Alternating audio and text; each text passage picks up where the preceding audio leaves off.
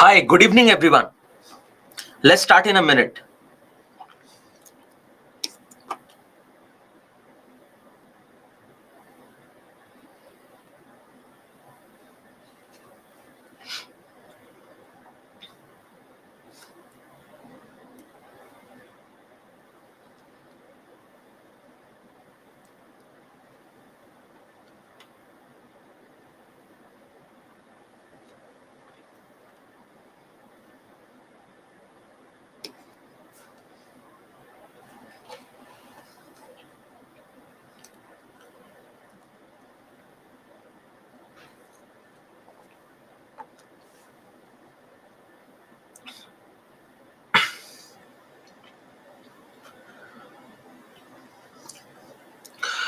So, yesterday we had started discussing our institutions of family and marriage.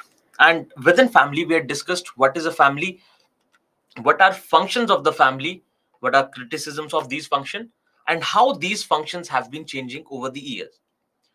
Along with it, we talked about various kinds of family. We looked into nuclear and joint families on the basis of size and how these joint families are now transitioning into nuclear families. Then we also looked into various factors responsible for this change. Now, this is just a depiction of what kind of new families are coming up. But if I ask you a question,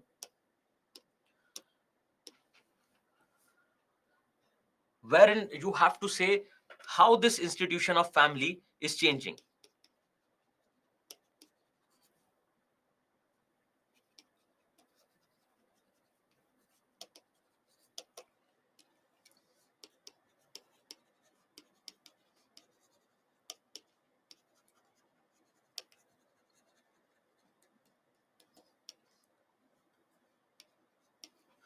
So if I ask you this question, how is this institution of family changing? What would you do? The first thing is that we have to figure out which all dimensions have to be looked into rather than starting right away with the change that is happening. Say that joint families are getting converted into nuclear families, there are new forms of families coming up, etc. Better than this, what you can do is you can first find out which all dimensions and various features of the family need to be looked into. So can someone suggest what are the various features in which we have to look for this change? So, Femina, when you say urbanization, modernization, these are factors of change. We are talking about what kind of changes are being brought about to this institution of family. Okay, so biological features, authority, economic function, size. Okay, so first thing is that you think about what are the various functions of family and how are they changing. Then you think about the size of the family,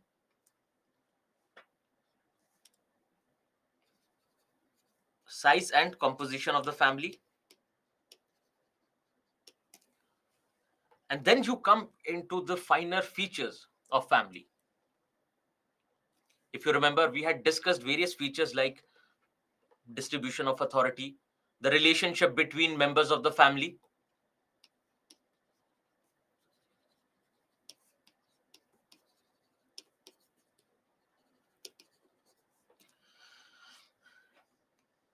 Yes. So first thing you do is you create the broader framework and then only you start discussing what are the changes. So in functions, you can talk about your economic function. Then you can think of biological function. Move ahead with psychological functions. Similarly, when you talk about features, you talk about distribution of authority,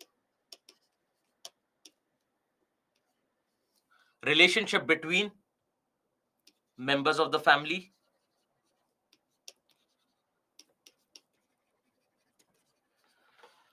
So this is how you talk about it. This is how you discuss it. So rather than starting right away with, say, the authority structure has changed, then to go on talking about functions, etc. It's better to finalize the dimensions first, in which all dimensions we have to see.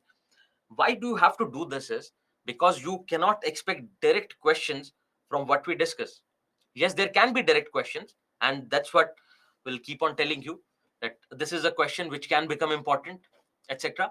But otherwise, when you find a question in the examination, you do not know the exact answer. So what you have to do is you have to break it down. You have to conceptualize the answer. And this is a process that I would suggest everyone to follow. The first thing is, when you look at the question, try to first think about the draft. How do you write the answer? Think in terms of what can be the introduction, what can be the body, and conclusion to this question. Then you think about, say, the question is saying that how is the institution of family changing? So one idea is, yes, the institution of family is changing, and what can be the factors responsible for the same. Then the other idea is, family has retained a lot of its traditional features. Don't you think that is also another dimension? That family has retained a lot of features from the traditional families. So the answer becomes simple for you. So in the introduction, you can talk about briefly what are the factors of change. Then you have this in the form of body, where you talk about what all features of the family are changing. How is the function of family changing? How is the size of family changing? What are the new forms of families coming up? And the new forms of families that are coming up, you have to mention those as example. So for instance, when you say that the authority structure has changed, then you talk about joint to nuclear family and how authority is now distributed. Similarly, when you talk about the function of socialization, you say that new forms of families are coming up, and now this function of socialization is being taken up by specialized institutions like your schools, like your creches, like your daycare. And then you come to conclusion. In the conclusion, you can use the alternate perspective, which says that family has retained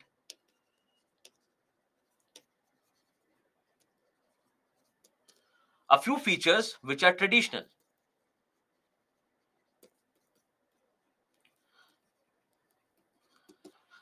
Now, this part also has to be dealt briefly, like your introduction. And what you can do here is just think about a few features. If you remember from our discussion yesterday, we had mentioned a few features where you did not find a lot of change. So we can use those here to write this answer. So I hope this question, the structure of the answer is something that you can understand now. Just give a quick thumbs up for me to know that we can move ahead with this. Great. And please do try writing these answers. And I hope a few of you are already writing answers. Now, the next institution is your institution of marriage. Now, while discussing family, we have discussed marriage a bit. We have discussed how marriage is one of the bonds which is responsible for this institution called marriage. Now, marriage is an institution for admitting men and women. And please, when I go through this definition, try thinking of the exceptions. Try thinking of the changes that have happened. So, an institution for admitting men and women into family life, legitimizing offsprings, and establishing other rights and obligations of the husband, wife, and children. That is your family members. So, marriage would admit men and women into a family. Now, when you do this, when you admit men and women in an institution, you legitimize it by holding various ceremonies, wedding ceremonies, so that people know that these two persons, these two individuals have entered this relationship of marriage. Then the idea is also about legitimizing these offsprings, because a child born out of a marriage which has been legitimized by the society is a legitimate child. And then then also this institution of marriage talks about various rights and obligation of family members. Can you think of any kind of rights and obligations? that your institution of marriage provides. And also, you can do one thing, whenever you have a different question wherein it can be addressed simply, try to write it in doubt section. Otherwise, whenever we are having this discussion, stick to your chat section.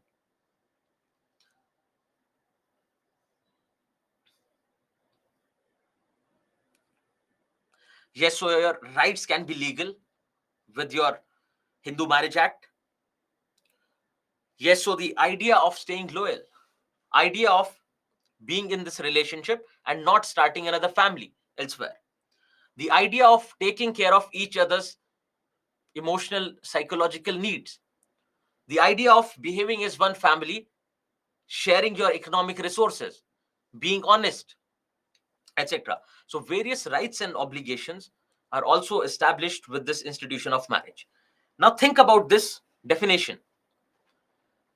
We're saying that it is an institution for admitting men and women into family. Now, is it necessarily going to be men and women? Is it necessarily be going to heterosexual? Let's, without going into the legality of it. Yes, we know that same-sex marriage is something that is under discussion right now. But yes, we have to see what goes around. But otherwise, is it necessarily going to be men and women? No, because you find that people from the same gender also get married, which is to be discussed, right? Then is it necessary to have offsprings? Is it necessary to procreate and have children? And again, the answer is no. Then the rights and obligations that are established right at the beginning, do they follow them necessarily? Don't you find divorce happening? Because according to, say, Hindu marriage, the traditional Hindu marriage, you'll find that marriage was considered something sacred. Marriage was something that you could not have, say, separated the husband and the wife later. It was supposed to be an intergenerational contract. But now you find that it has become more contractual in nature. It is not sacred anymore. And with the introduction of divorce by your 1955 Act, you find that it is not always necessary to follow these rights and obligations. Yes, even monogamy is contradictory because you find people engaged in polygamy. You find people starting families with multiple partners. Moving with various functions of the of marriage, the way we had discussed functions of family, you'll find most of them mentioned here as well, because marriage is one of the bonds that is there in family. So one idea is sexual gratification, procreation, or childbirth.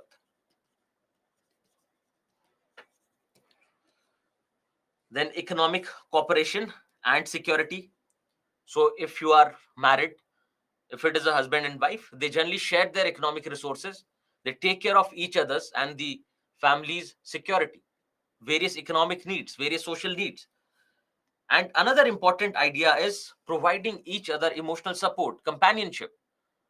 And this idea of emotional support was there in family and marriage as well, because in a family there can be other members apart from husband and wife. But when we talk about this bond of marriage, find it is between two individuals who will provide emotional support to each other till the end of their life. So another idea about this companionship and emotional support is related to your elderly, because it is over a period of time that you find that your life expectancy has increased. Previously, the life expectancy was low, and generally you'll find people used to stay in joint families. So these emotional needs could have been taken care of. But now, with increase in life expectancy, people moving towards monogamy, you find that this becomes a very important function of this institution of marriage. Now, what can be various types of marriage? One idea is a husband and a wife. So only two individuals getting into this institution of marriage. Then the other idea is, and this is something that you generally find, this is something universal. In every society, you find that monogamy is something that most of the people go for. Then there is another idea of polygamy. Now, in polygamy, what happens is there can be one husband and multiple wives, or there can be one wife and multiple husbands. That is one way of looking at it. Now, this polygamy can have various reasons. Let's first look at what are the various types of polygamy. So, the first one is polyandry. Now, polyandry is where you have one wife and she's getting married to multiple boys or multiple husbands. She'll have multiple husbands. Then, if we talk about polyandry, these multiple husbands, you can find they can either be brothers, they can be related by blood, or they can be not. They cannot be, say, related by blood. So, if they are related by blood, it is called fraternal polyandry. So, the husbands here are related, are brothers basically, and you have example in the form of Mahabharata, and also you'll find wherever a polyandry, the general reason is wherever you'll find the sex ratio is skewed in favor of male members, you would not be able to find a perfect match for everyone. And this is, yes, polygamy in general has been something that was prevalent in past, not prevalent at that level because it was also limited to a certain sections. But also you find that, uh, take example of Haryana in the past few years, find that the sex ratio was not proper, was not in favor of women. And because of this low sex ratio, it was not possible to get a match for every boy.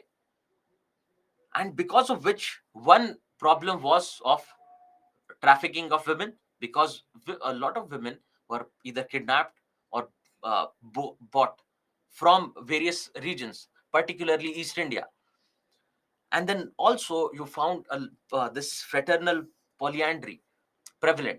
But yes, things are changing now. And also there can be non-fraternal polyandry. Even if you think of these husbands who might not be brothers, and you can find these examples in Nayars of Kerala. Now again, you remember that polygamy has been on decline. I'll show you the numbers ahead, but polygamy is something that is not practiced uh, widely, and not just in India but across the globe. Then you have something called polygyny, wherein you'll have one husband who will have multiple wives. That one boy is getting married to multiple girls. And this is an example that you find. Think of your rulers, various kings in the past. But generally, you find that this is also limited to the affluent sections. And also, another reason is that you find polygyny in Muslims. Not now, it is not that prevalent. But otherwise, you find polygyny, particularly in the Middle East, because men would go out for war. During wars, what happens? A lot of men are lost. A lot of men uh, encounter death. Now, what happens to the family that they have left behind?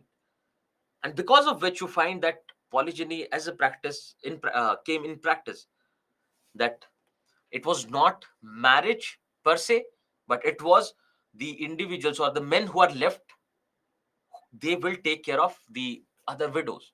So it did not it started basically as a practice to provide security to the widows of the people who have been lost during wars. But yes, it got crystallized and took a different shape over the years. But again, you'll find that polygamy is something that is not practiced widely. Here are a few numbers that you can look into. Then you'll find that over the years, there has been a decline in polygamy and particularly polygyny. And polyandry is something not, is something of an exception. right? So if you look at the numbers, one idea is that we cannot just limit it to a particular religion. You find it prevalent in pretty much every religion. And then there are exceptions wherein you find a few states have more prevalence of polygyny compared to others. Look at Chhattisgarh. Look at Andhra Pradesh. Yes, polygamy for that matter is on a decline, but there are few states where you find more prevalence compared to other places. And also, again, if you remember the idea of socialization, you find it is ultimately the social laws which will decide what happens in the society. So there can be societies where it is perfectly normal. Then there can be societies where it can be thought of a taboo. And yes, most of you would not have been, say, able to relate with particularly polyandry. Apart from the example from your Mahabharata, you would not have been able to relate to polyandry, that one girl having multiple husbands. So you just go through this uh, during revision, and you'll find out that polygamy also has something to do with your socio-economic standards, socio-economic level of development. So you'll find generally prevalent in the illiterate, the poor, and generally, if you look at it, you find that it has also something to do with religion. That a few religions practice more of polygamy, and particularly polygyny. Polygyny is where you one person, one husband has multiple wives.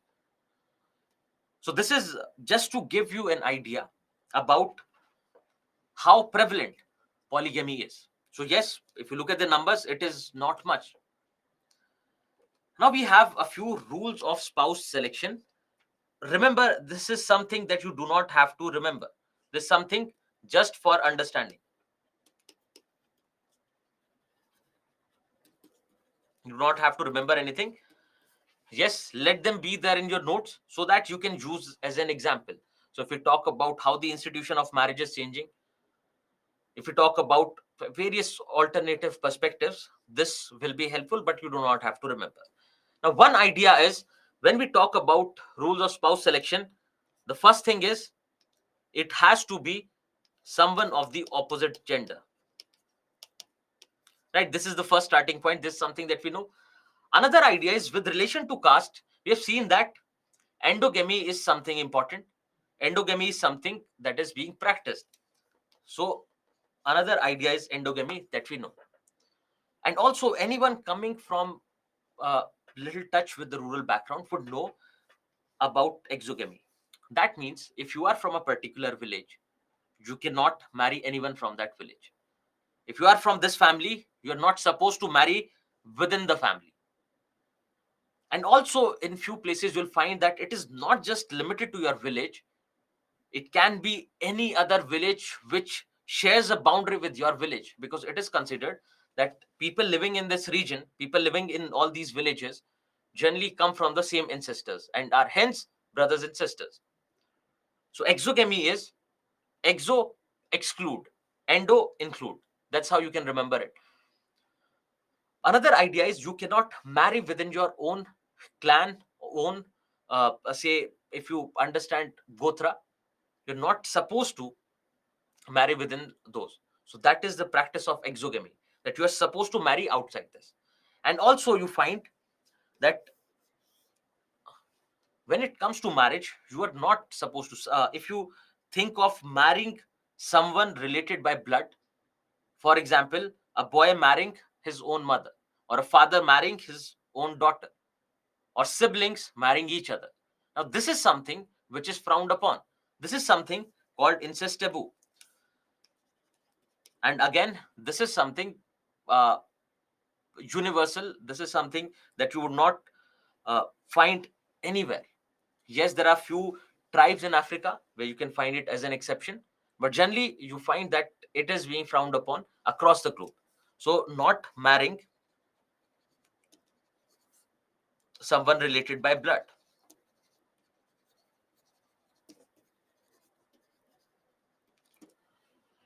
Then you have hypergamy and hypogamy. These are related to your caste system. Now, one idea of intercaste marriage is that it is prohibited. It is not supposed to be done. But in a few cases, it is acceptable.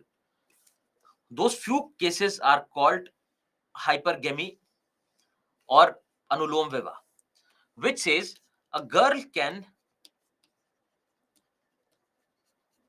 marry a boy from a relatively upper caste.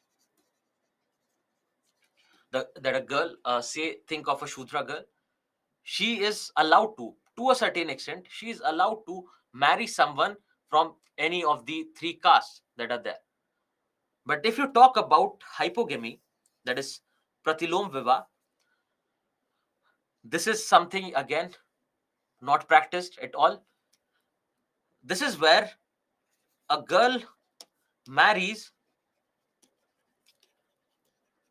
a boy from a relatively lower caste. So a Brahmin girl marrying a Vaishya, a Brahmin girl marrying a Shudra. This is something which is not practiced. And generally, you find even generally in cases of your intercaste marriages, be it anulom or be it pratilom, you find that generally the ones who got married, who got into this intercaste marriage, are generally outcasted. The families ask them to leave the home if they are going for this marriage. But now, yes, it is getting little normal these days, particularly in your urban areas. But again, you find that most of the people still choose to marry within their own caste. Then there are other ideas. One is parallel cousin marriage, and then the other one is cross cousin marriage. Now think of parallel cousin marriage. So I'll just show you using this thing. So there were a grandfather and grandmother married. They had children. Say your father and mother, and also your uncle, and then your aunt.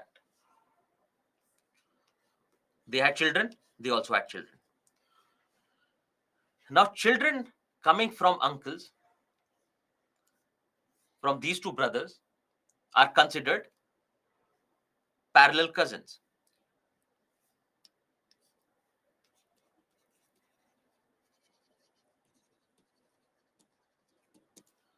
And if, say, there was a third one, which was, say, your aunt, your father's sister, she also gets married to someone, they have a children. Now, if you talk about this, your father's sister's children are considered to be your cross cousins. Similarly, your mother's sister's children are your parallel cousins, and your mother's brother's children are your cross cousins. Now, you do not have to remember this, so let it be. You do not have to remember anything. The simple idea you can remember is, when it is parallel cousin, think of two brothers and their children, or two sisters and their children. They'll be parallel cousins. And if you think of cross cousins, one male, one female, that means brother and sister and their children, they are considered cross cousins. And in South India, you'll find that cross cousin marriage is something uh, that is practiced. And in a few castes, it is also the preferred form of marriage. This cross cousin marriage is a preferred form of marriage in southern part of the country, in a few castes. But if you talk about parallel cousin marriage, it is something that you'll find in Muslims. It is something you'll find in Muslims. You would have seen that a Muslim boy marrying his uncle's daughter, which is what? Parallel cousin marriage. This parallel cousin marriage is not seen a lot in other communities and other religions, for that matter. And now the basic idea between this parallel cousin and cross cousin marriage is to retain the property within the family, within the same kinship. That if you marry your cross cousin or your parallel cousin, the property that is there, the property the entire kinship unit has, will stay within the family. That is what the idea behind this is. Now, also think of a case where, say, two people got married, one of them passes away. Say the husband passes away. So, the husband passes away, he'll leave a widow behind. There'll be that wife who would not have any partner. And this widow, if she is married to her husband's brother,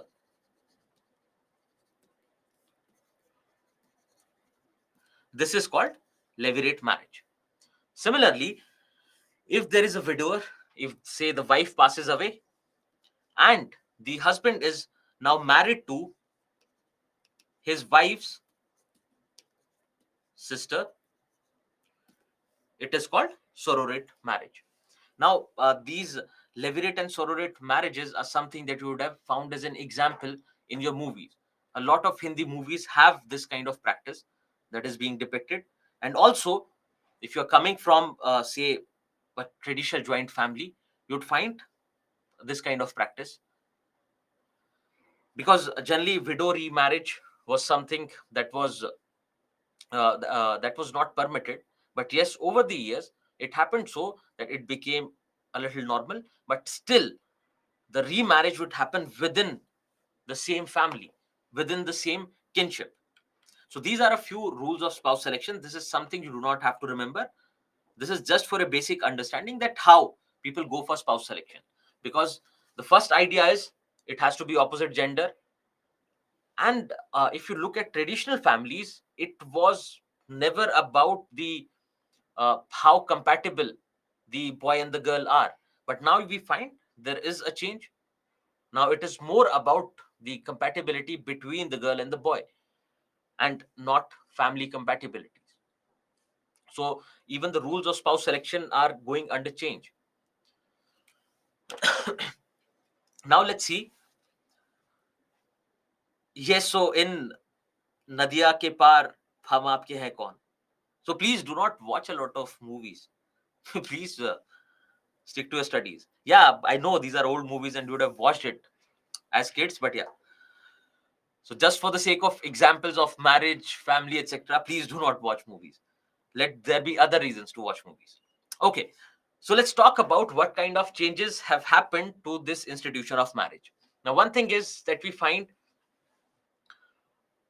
polygamy is not something common now. It has been on a decline. We have seen that NFHS data, NFHS fifth surveys data. So we are moving more towards monogamous marriages. Now, even when it comes to monogamy, you'll find that often there are two ways that yes, you got married, and there can be reasons to get separated. So one idea is one of the partner passing away, and the other idea is divorce. And you'll find it to this extent that people now do not even go for a second marriage. If the wife passes away, they they take up the responsibility of the children single-handedly. And also, even after separation, people generally now do not go for another marriage. And also, if we talk about polygamy and monogamy, polygamy is only considered when a person has two wives together, for instance, or a wife has two husbands at the same time. It is not considered to be polygamous once one of the partner has passed away.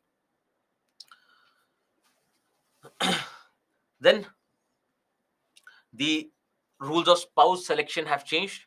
Now it is generally, even if it is an arranged marriage, they ask the boy and the girl to meet up, have discussion, find out what are their interests, what are the shared interests, how is it that they want to look, how do they want to be in the future, how they what kind of idea they have about this family, what are their career goals, etc. So now it is more of self selection of spouse rather than parents. So yes, the hunt for a perfect spouse is initiated by parents, but generally it is ultimately up to the boy and the girl that they have to select the spouse themselves. Then now again, it is, if they are having discussion, it is more about compatibility between the boy and the girl, and it has not a lot to do with family compatibility. But again, you'll find that it is generally you get a match based on your socio-economic status of the family. You generally would not find a match from, say, people or families coming from the opposite socio-economic background. So generally, it is again within. So even the families, for that matter, would be compatible. Then now, intercaste and interreligious marriages are being more acceptable now. Age of the marriage has also increased with legislation and with time. Because now you think about this. Previously, traditionally, girls did not go for studies. They were not allowed to go for studies, and particularly higher studies. And they were married off at a very young age. But now, with a push towards girl education, be it by your government, be it in general, because the society uh, has become a better place compared to before, for that matter. So now, because of your education, because of your job, because of various other reasons, the age of marriage has increased. Also, if we talk about divorce, now, as mentioned, that particularly in Hindus, marriage was considered something sacred, and there's no way to break up a marriage. But with your Hindu Marriage Act 1955, it is something that can be broken off. So they have provided provisions for divorce. Also, traditionally, dowry was something attached to a marriage. Dowry is something that the girl's family will give as a present to the boy's family. Girl's family giving something, giving gold, giving money, giving a car, property, etc., to the boy's family. So even though it is prohibited, even though things have changed, even though we call ourselves modern, but this is something which has not been going down. Dowry is something we still find prevalent. And you'll find in your local newspapers, if there is a family and they say we are not going to take any kind of dowry, it you'll find a mention in the newspaper that this is a family who have not accepted any kind of dowry. It happened to a friend of mine. So their family did not accept dowry, and it found a mention in the newspaper. So even though it is something illegal, it is something that is prohibited by law, but it is practiced widely. And this is another example of your social law, your social norms not going hand in hand with your legality. So there are legal laws prohibiting dowry, but the society has not accepted that law, and it is still prevalent.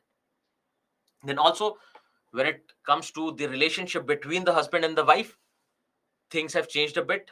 We are moving a little towards egalitarianism, but again, we still find that there is this gender inequality that persists in the family. Think about both the husband and wife uh, having a job. They both have to go for work. It is generally the wife who will be taking care of her job and the other household responsibilities. She'll be the one who'll wake up in the morning, prepare the lunch, prepare the breakfast, prepare the lunch, then get ready for the office and leave. So, yes, we find that gender equality is still something distant. So, these are a few changes that you can find with respect to marriages. And also, the idea is if you find something related to your various institutions, like new forms of families coming up, or any kind of changes happening in the institution of marriage, please make sure that it finds a mention in your notes. So this is one example of an article that was there in the news, and yes, you can just go through this article during revision.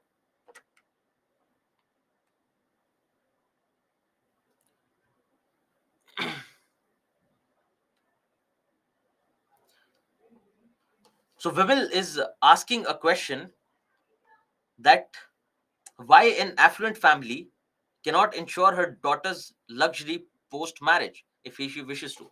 So the basic question is, if there is a girl coming from a rich family being married off to someone in a poor family, and if the family of the girl wants their daughter to live in luxury, to maintain the same standard of life, that practically should not be able to, because of the socioeconomic status of the other family. Is it something that should be acceptable? Now, again, there can be contradictory points. It is based particularly on an individual's opinion. How do they think about this? Because the law would not say anything about this at all, right? Because it permits gifts to the girl. So the parents are permitted to give gifts to their daughter, for that matter. But the idea is, when you talk about dowry, it is something negative, that it is something demanded by the boy's family. When you talk about gifts, it is something that you give, it is something that is offered to the girl, right? So that's where the difference is. But because we find that even this is accepted, because we have to move according to the level of our society. So just because gifts are okay during marriages, you find that the demands for dowry have not subsided. So just think about this, that at times the government has to take stringent actions to make people stay away from committing something negative. Just think about this. Just take example of two things. There is one dedicated bus corridor that you found in Delhi for some time. Then if there is someone coming from Jaipur, they would know about these dedicated bus corridors, wherein only the buses are allowed to ply. Only the buses can use that corridor, and no private vehicles, be it car, bikes, etc., can ply on that road. Then there is this idea of your metro line that you find in various cities, or say your railway lines. Both ideally serve the same purpose. Both promote public transport. Both prioritize public transport as compared to private vehicles, right? The intention is same. But if you look at dedicated bus corridors, because of lack of enforcement, you'll find a lot of your Scorpios, Fortuners plying on that road, a lot of cars, uh, private vehicles plying on that road. Why? Because it is not enforced properly. But if you think of metro lines, they are also giving the same kind of service, but there is a deterrent there. You cannot possibly take your car up on a metro line and use that in case of traffic. But in case of traffic, people definitely use these dedicated bus corridors. So yes, at times government has to take actions wherein they make people stay away from committing something wrong, committing a crime. So yes, laws are as good as their enforcement. Similarly, a policy is as good as its implementation. So see, Santosh, the question you are asking again has a moral, say, connotation to it, and it is something that should ideally be answered in your ethics classes. And again, the moment you say dowry, so basically the question is, if your father-in-law offered you dowry, will you accept or reject it? Now the basic idea is, if it is dowry, then obviously it has to be rejected, because it is, again, leave the morality behind, it is prohibited by law. But if they offer to gift something to their daughter, that is up to them, that is entirely up to them. And generally in Hindus, you'll find the practice of kanyadan, which basically turned into dowry. And the idea is that traditionally girls were not given a share in the family property. I hope you know that girls were not given share in the family property, and it was this kanyadan that was considered to be equivalent of her share in the property. So yes, when getting you married, we have given your due share to you, and now you cannot demand a share in the property. Now this is something social. There's no, say, a legal laws behind it.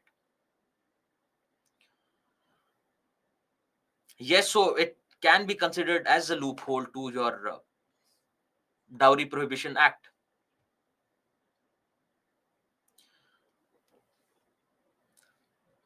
Okay, yes. So when it comes to dowry, or the idea Wibble is saying is that when it comes to any kind of presents, that we say that civil servants are not supposed to take any presents. The basic idea is that once you take something from someone, now you are obliged to give it back, and that might lead to poorer decisions in the future. Okay, let's move to another salient feature of the Indian society, which is diversity in India. Now we see that India is a diverse country. Think about geography. We have hills, we have plains, we have plateau, right? So we have a lot of geographical diversity. Think in terms of diversity of language. We have a lot of linguistic diversity. People speaking Bengali, Hindi, Kannada, Malayalam, etc. A lot of languages are there, a lot of major languages, and then and you have even more numbers of dialects when it comes to language that are being spoken across the country. Similarly, when you talk about religion, there are a lot of religions that originated here, be it Hinduism, Buddhism, Jainism. Then there are a lot of other religions which have entered from other areas. For example, Islam, Christianity, Zoroastrianism, right? Then we have a multiplicity of caste. More than 4,000 castes are there in India, and again there can be no definite number attached to it, but yes, it is definitely more than 4,000. Then you have multiple tribes. So if you talk about central India, you have the maximum weightage of tribals living there. Then you have tribes in the northeast, you have tribes in the Andaman, you have tribes in the Rajasthan, in the area or the region of Rajasthan. So you have a lot of tribal diversity. And even within these tribals, you'll find a lot of diversity. In the sense that when we say tribals, a few of them are engaged in agriculture, a lot of them still believe in hunting and gathering. Then there are the ones who are nomads who move from one place to another. Then different economic activities, differences in basis of on the basis of residence. Then different levels of socio-economic development, right? So there is a lot of diversity within these institutions as well. So if you talk about Hindu religion, then you have a lot of sects for that matter. So you have people worshipping a particular god, then you have other people worshipping the same god but have different rituals, right? So there is a lot of diversity within these institutions as well. So India, for that matter, is the most diverse country on the face of earth. But with this diversity, do you think there can be certain problems? With this diversity, can you think of various problems that can happen? So people can fight on the basis of religion, that I belong to this religion, you belong to other religion, our interests are not similar, that leading to some kind of violent act. And similarly, fights on the basis of language, people struggling on the basis of territory, sharing of water, river water. So yes, this diversity can lead to a lot of conflicts. It can manifest in form of communal violence, it can manifest in form of regional violence, etc. And we have a lot of examples to demonstrate that yes, this diversity has at times led to a lot of violent conflicts. And you have conflicts going on right now, say communal conflicts going on in Haryana, then you have communal conflicts going on in Manipur, right? So you have various examples of conflicts that have happened because of this diversity. But the idea is, even with this huge diversity that India has, we have still maintained our unity. India is still one united entity. Irrespective of this diversity, we have maintained our unity. So, one question is, what are the reasons for that? Another idea is, if we talk about uniformity, so if we say that conflicts are happening because of diversity, conflicts might happen because of diversity. So, should we go for uniformity? That if everyone is similar, everyone looks similar for that matter, would that lead to unity? Because think of uniformity within a tribe. Think of uniformity within a tribe. Now, all the members of that tribe will look similar. They'll follow the same norms. They believe in community living. So yes, it can look like that uniformity. Take example of tribes, can something that can lead to unity. Because of this uniformity within the tribe, you find that their bonds are very strong. They believe in community living. And think of this, they do not even have a concept of private property. They cultivate the same community land without any conflict. Why? Because they are uniform in character. So yes, we can argue for the case that uniformity can definitely lead to unity. Then another idea is how about unity through diversity? Is uniformity the only way to achieve unity? Because with uniformity, you'll find people fighting, still fighting, even after having something, uh, even after sharing similar traits, people fighting amongst each other. You can take examples from any Western country for that matter. You can take examples from your neighborhood. The people are sharing the same kind of culture. People might be from the same religion, caste, everything, but they still go on fighting. So uniformity can also have flaws or setback. So what is it that should be desirable? So one idea is, what should be the desirable model of unity? That one idea is that yes, India has to stay together. We have stayed together for a long time, for a long time, and we have to stay together because ultimately it is with our unity, it is our unity which is something that the West looks up to. That look at India, it is so diverse a country, but they have been staying together forever. And the other question is, how does India maintain its unity with this diversity? Right. So, okay, the idea of uniformity is that people looking similar, people having common features, right? Similar features. For example, uniform in your police services, uniform in your school. So everyone looks similar. That is what uniformity is, the basic idea. We're not going into the technical details of the idea. Then unity is the feeling of oneness. Unity is more say more on the surface. Uniformity says that everyone looks similar, everyone follows the same norms, everyone marries the same way, etc. Then unity is the feeling of oneness, the feeling of integration, right? So both are different for that matter. So what, according to you, first can be the reasons of unity in diversity in India? What can be the reasons of unity in diversity in India?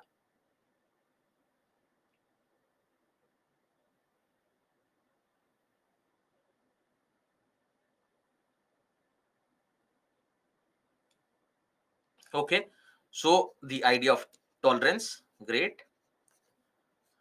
Or you can say our value system, Indian value system. Yes, so respect for each other, tolerance of each other. Indian constitution, great.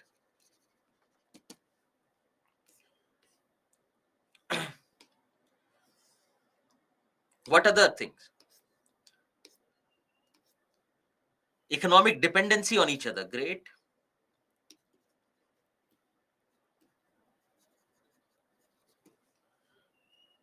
Our various laws, yes. Constitutional provisions, great. Shared history,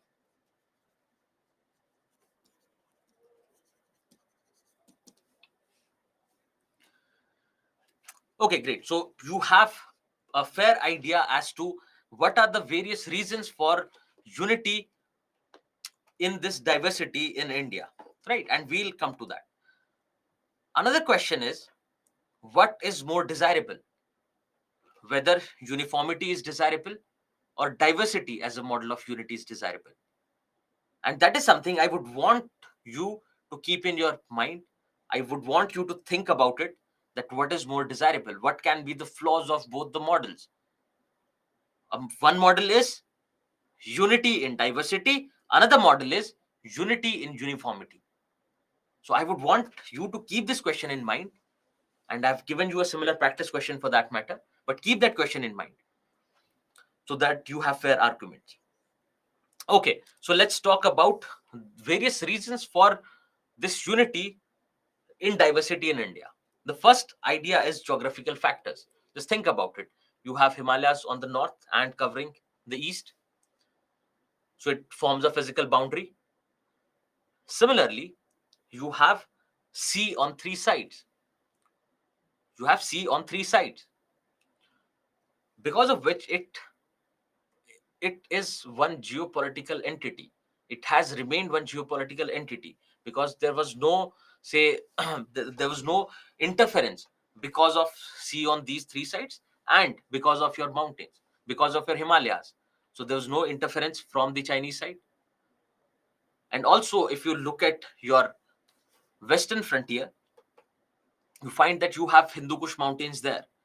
And ultimately, it was the Indian subcontinent was supposed to be from Hindu Kush mountains till your southern part of the country. So it has been like one geopolitical entity which has stayed together, which is safe from all the sides. Another idea is your constitution, that post your independence, post 1947, we accepted the same constitution. Now, one constitution for every member of the country, and also are the provisions or the values that our constitution upholds. So think about, if our constitution said that the constitution will discriminate on the basis of your caste or color, on the basis of your sex, etc., then people might not have accepted. But our constitutional values of equality, our constitutional values of fraternity has been the most important reason for India being this one unit, India maintaining its unity. Then another idea is religious pilgrimage. So traditionally, now a lot of people do not go for it, but previously you'll find, particularly in Hindus, the older people would go out on a pilgrimage after they are done with their responsibilities. They have married their children, even their children had they had, say, grandchildren. Post that, they'll go on this religious pilgrimage, wherein they'll go to all the important Hindu shrines. So, if you talk about religious pilgrimage, you'll find that you have your Padrinath in the north, then you have your Dwarika in the west. Similarly, you have your Jagannath in the east, and then you have Rameshwaram in the south. So, with this pilgrimage, you find that various important shrines or various important temples, people will travel across the length and breadth of the country. That is also another reason for this unity. Then the most important, tradition of accommodation. So there have been various conflicts because of our diversity, because of our caste, etc. Yes, we see that a lot of castes have been historically deprived, but still we find that people have this feeling of tolerance and love for each other. People respect each other, for that matter. Yes, the social norms were so, because ultimately it is the social norms that will prevail. The social norms were so that a few castes or other religions were discriminated against. Similarly, if you look at today, yes, there is a little rise in intolerance. Yes, people are having this hatred for other religions, but again, it is something transient. It is something happening for time being, because the society is accepting it now. But ultimately, and we wish so, that our traditional principles or values of tolerance and love will prevail over this hatred that is going on right now. So this tradition of accommodation, people coming from a different religion, they are being accommodated, they have been coexisting together, and not just that, people have been intermingling. India has been, if you know from history, been considered as a melting pot, that anyone coming from outside, anyone coming from anywhere is not just accommodated well, but also people intermingle. Then you have your caste system, and rather than caste system, you can think of the Varna classification. So this Varna, fourfold Varna classification is uniform across the country. So that is also one reason of people feeling connected, because you have Brahmins in the north, in the east, in the west, in the south. Similarly, people from individuals from other social groups or other caste Varna groups as well. And again, the tradition of interdependence. This can be particularly thought of in terms of your Jajmani system, wherein one caste was dependent on another caste or members of the other caste for their various services. So, for example, till today, the most of the other castes are dependent on Brahmins for their marriages and any rituals related to death. Then also, you'll find that even your interdependence with respect to your resources has also been another reason. So every region has its specific resources, which are generally shared with other regions.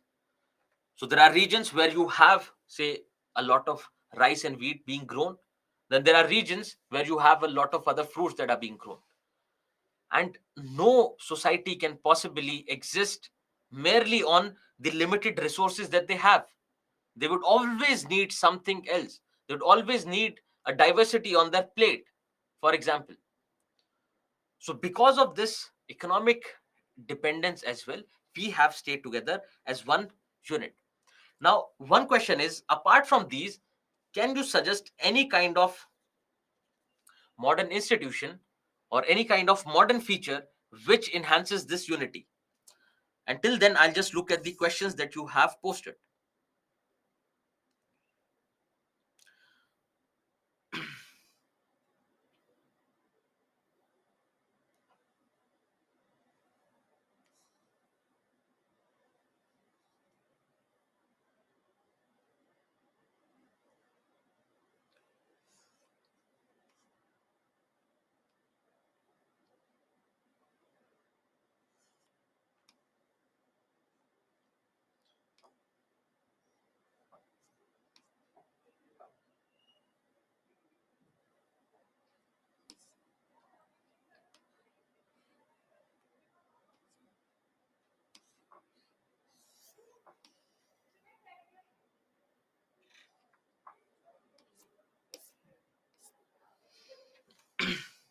Yes, so Devansh has been on point saying market as an institution. So just think of your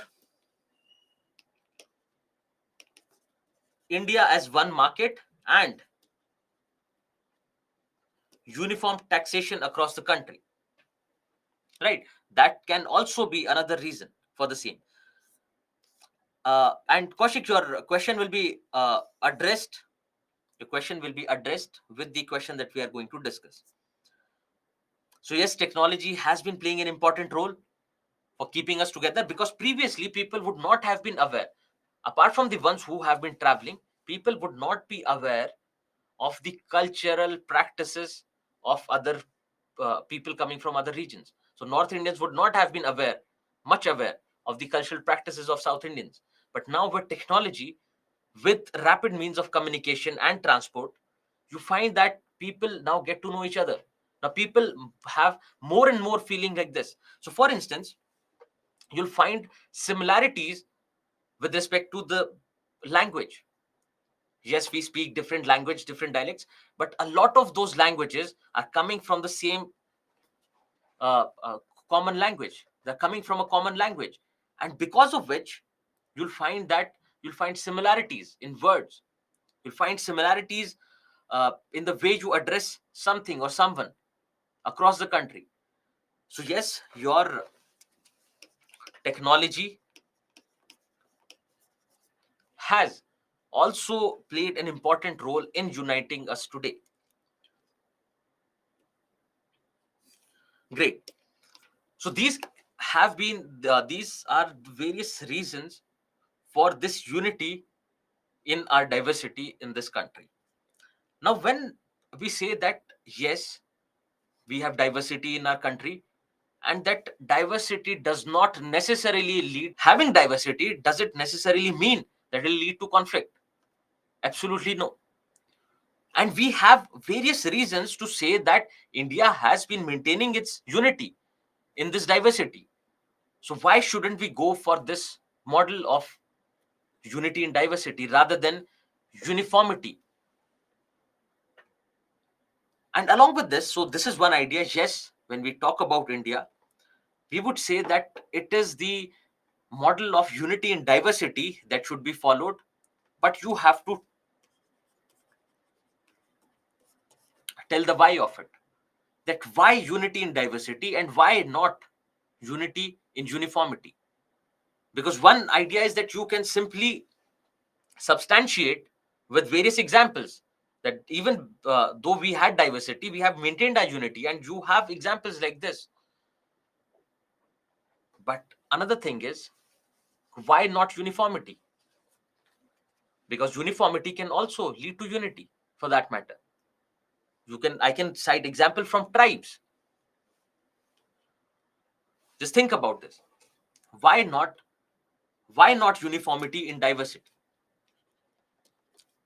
Why not unity in uniformity?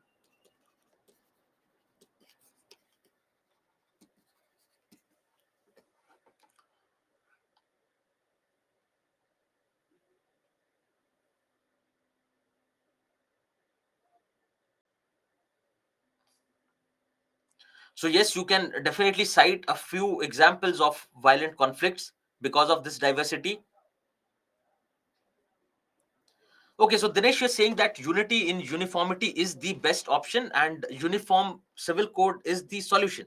So please suggest how. That is what the question is. The question is how.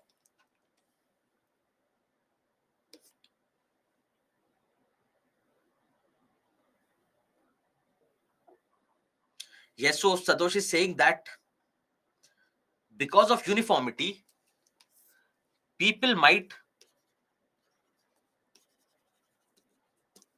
lose their various cultural practices, etc., and which can be problematic.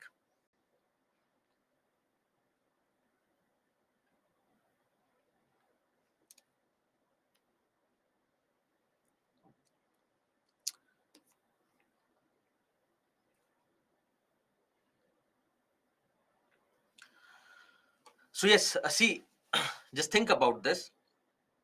Just think about this. If we say that uh, your religious diversity will lead to conflicts, think about these and think about various factors. See, if we think about religious diversity, if we say religious diversity will lead to conflicts, so one idea is the kind of diversity we have with respect to religion, we do not have as many examples of violent conflicts for that matter. One. Second, think about the Western societies. Don't you think there is uh, they share the same religion? All of them have the same religion, but they had a lot of violent conflicts, so much so that it led to world wars. So uniformity might not necessarily lead to unity.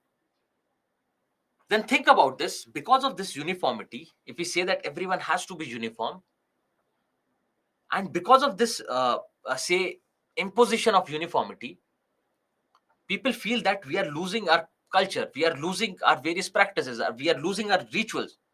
Wouldn't that lead to a lot of tensions within the society? Just think about, take example of imposition of Hindi across the length and breadth of the country, and you found that we had conflicts. just because we try to maintain this uniformity, try to impose this uniformity. Because uniformity, if you look at it, it is imposed. Uniformity is imposed, whereas unity is something organic. Unity comes from within. So that's where you have to remember how you have to argue for either case. So we have given examples for both the cases, but it is ultimately up to you how you feel for it.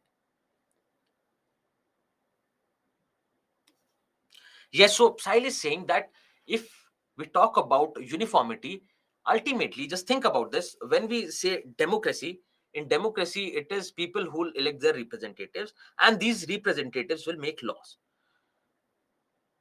Now, the practice of voting, for example, the practice of electing your representatives is ultimately based in majority, is ultimately based in who will get the maximum votes.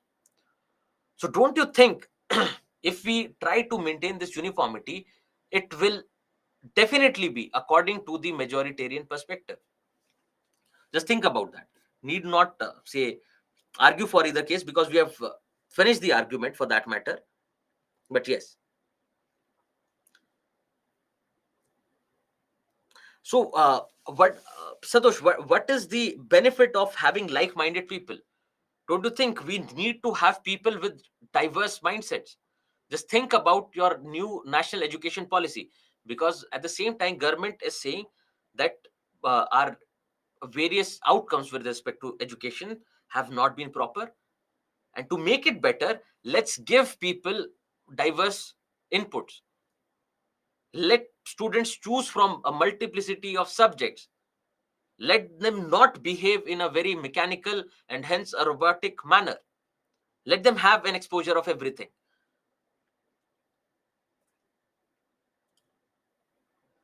Okay, so because see, the idea is we do not have to get our personal opinions when we are trying to address these questions. What we have to do is we have to try to be neutral. The we have to look at the arguments from both sides. Ultimately, yes, we cannot get over our socialization, because the way one has been socialized, the way various values have been imbibed in you, is something which might not even dilute if even if you give it 50 years, right? But let that not come between the your interaction with the subject and you being a civil servant, because ultimately it will work not just for your detriment, but for everyone's loss, right? It will become everyone's loss if you bring in your personal values, your limited values in practice. Okay, so this is the idea of the diversity that we have.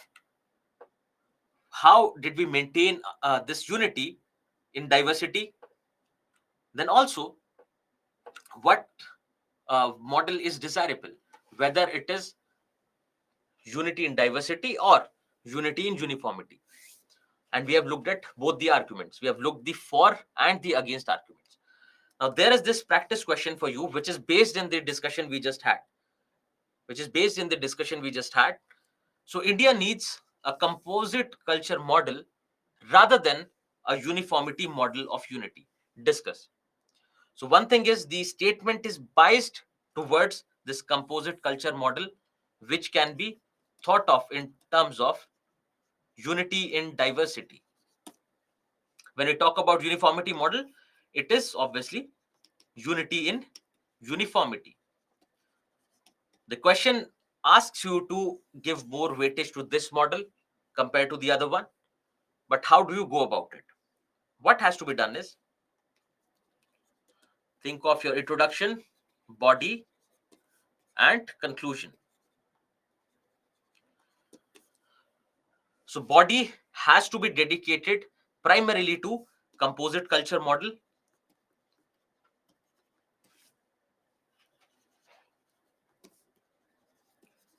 And how is it better? Right. So while doing that, one is you have to highlight the positives of this diversity or composite model. And the other thing is you have to highlight the negatives of uniformity model.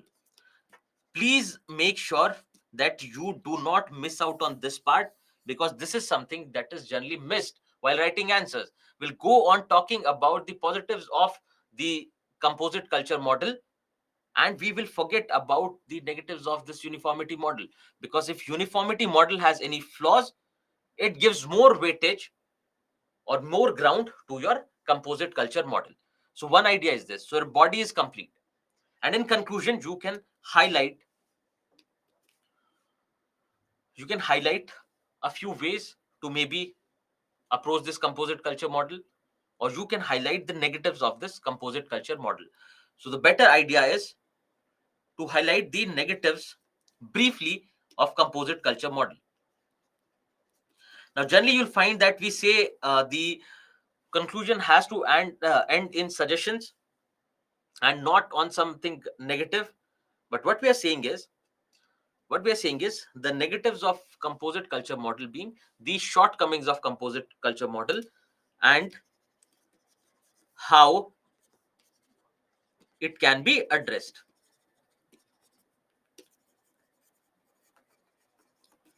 Right. So the shortcomings of composite culture model and how it can be addressed. So which will give an overall positive outlook to your answer. So I hope the body and conclusion is done and you can approach it.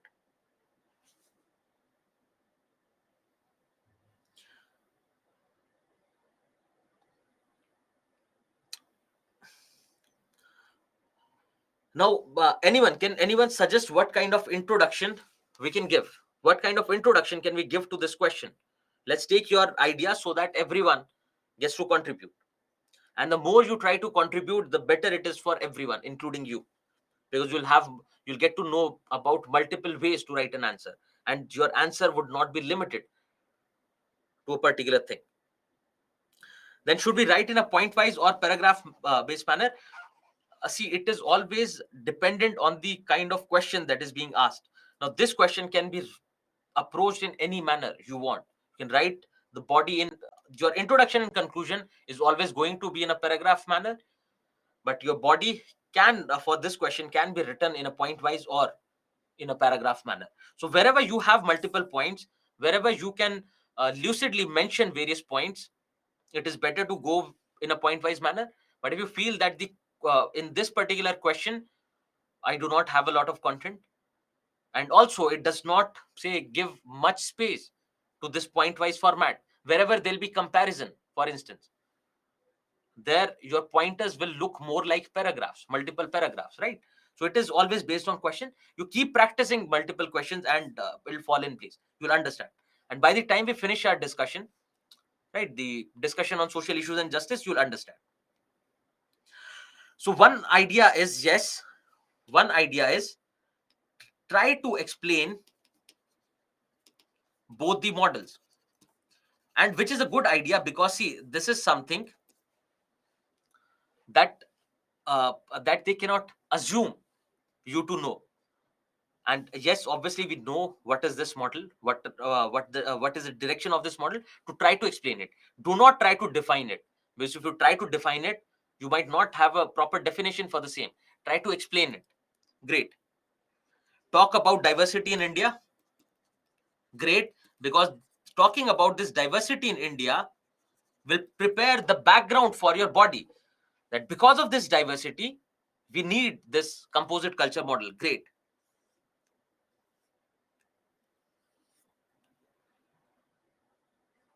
So a few of you have asked questions, like for example, Praveen, you have asked this question, addressed here. Yes, so introduction, diverse, great. Also, in preparing the background, you can talk about the historical perspective, because historically India has followed this composite culture model, right? Great.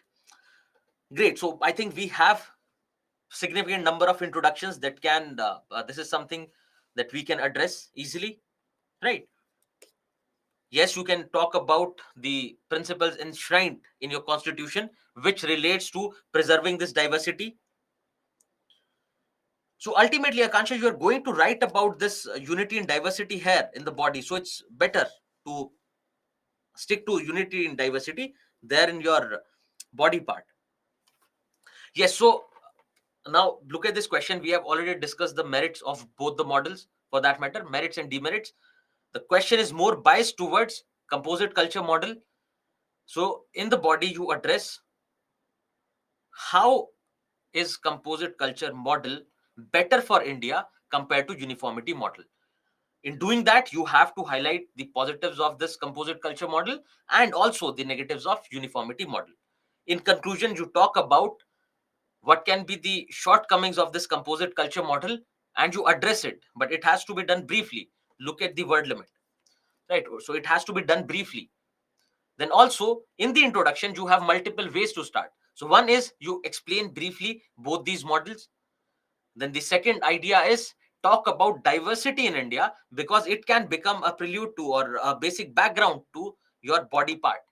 Then the third idea is talk about the historical perspective, that how in India historically composite culture model has been practiced.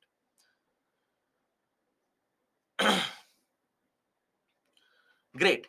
So this will be the structure of your answer, and I hope everyone is able to understand this.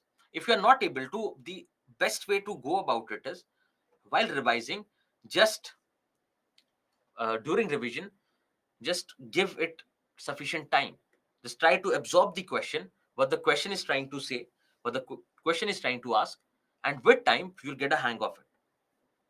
And I hope by the time we have, I guess, discussed 2 3 questions, and now you know that how to conceptualize a question, how to break it down and try to write your answers. And we are going to continue this practice till the last class so that you know how you can approach these questions. Now, with this, we conclude our discussion on salient features of the Indian society and unity in diversity in India. The next point of discussion for us is the effects of globalization on Indian society. And the second part, we will take up urbanization. We'll first start with effects of globalization on Indian society. In this part, we have to understand what is globalization. We have to understand what is globalization. What are the features of globalization?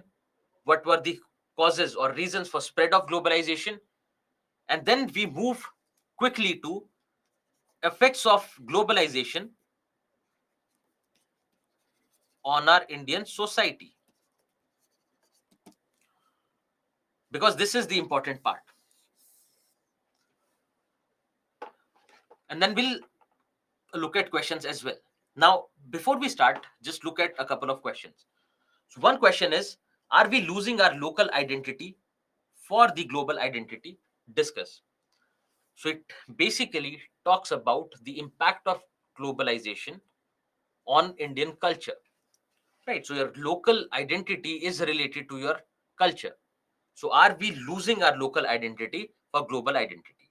Then there was a question which asked about the impact of globalization on women, a section of our society.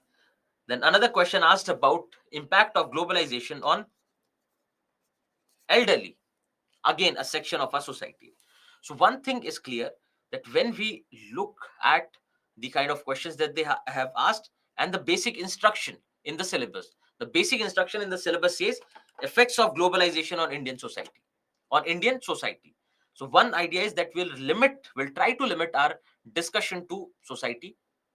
Second thing is we have to look at impact of globalization on each and every section in our country, because they ask section specific questions. Also, they can ask institution specific questions. Institutions in the sense, your institutions like caste system, your institution like your family, marriage, etc. So we have to primarily discuss in on these lines. So your understanding from the previous chapter, wherein whenever we had to look at a change, any kind of change that is happening, we take up various features and we see what has changed in these features. Also, if you look at these questions and the general understanding of the topic, you always have to approach with both the dimensions. So, what is the positive impact of globalization on women? What is the negative impact of globalization on women? Also, when it comes to institutions, we say that whatever change has happened, whether it has a positive impact or negative impact. So, everywhere we will lead with this. We will lead with this approach of looking into both positive and negative. With this, let's start our discussion on what is globalization, what are its features, and hence its effects. Now, look at these few articles from the newspapers. 100 days of Russia Ukraine war, how India has been affected. So, Russia and Ukraine war is happening thousands of kilometers away, and the article is talking about how it has impacted India. Similarly, Joe Biden being elected as the president in the United States, they're talking about how it may impact Indian economy. So it reflects on something, that the globally we are connected, even though we might be kilometers away, but we are connected. Similarly, if you look at these chains, and this is something that I think at least everyone would be aware of, Domino's Pizza. The Domino's Pizza, American company, serving Italian food in India. Similarly, if you look at Nando's, a brand from your South Africa, and they're serving here in India. Costa Coffee, UK, serving in India. Similarly, Indian food being offered in various countries. Little India in Europe, Chai Pani in USA, and something from very recent from the news. So these two Indian restaurants, Press Ind and Gagan Anand, were they made it to the top restaurants of the world list. These two Indian restaurants. And if you look at it, ironically, none of the restaurant is based in India. So Trescent serves in Dubai.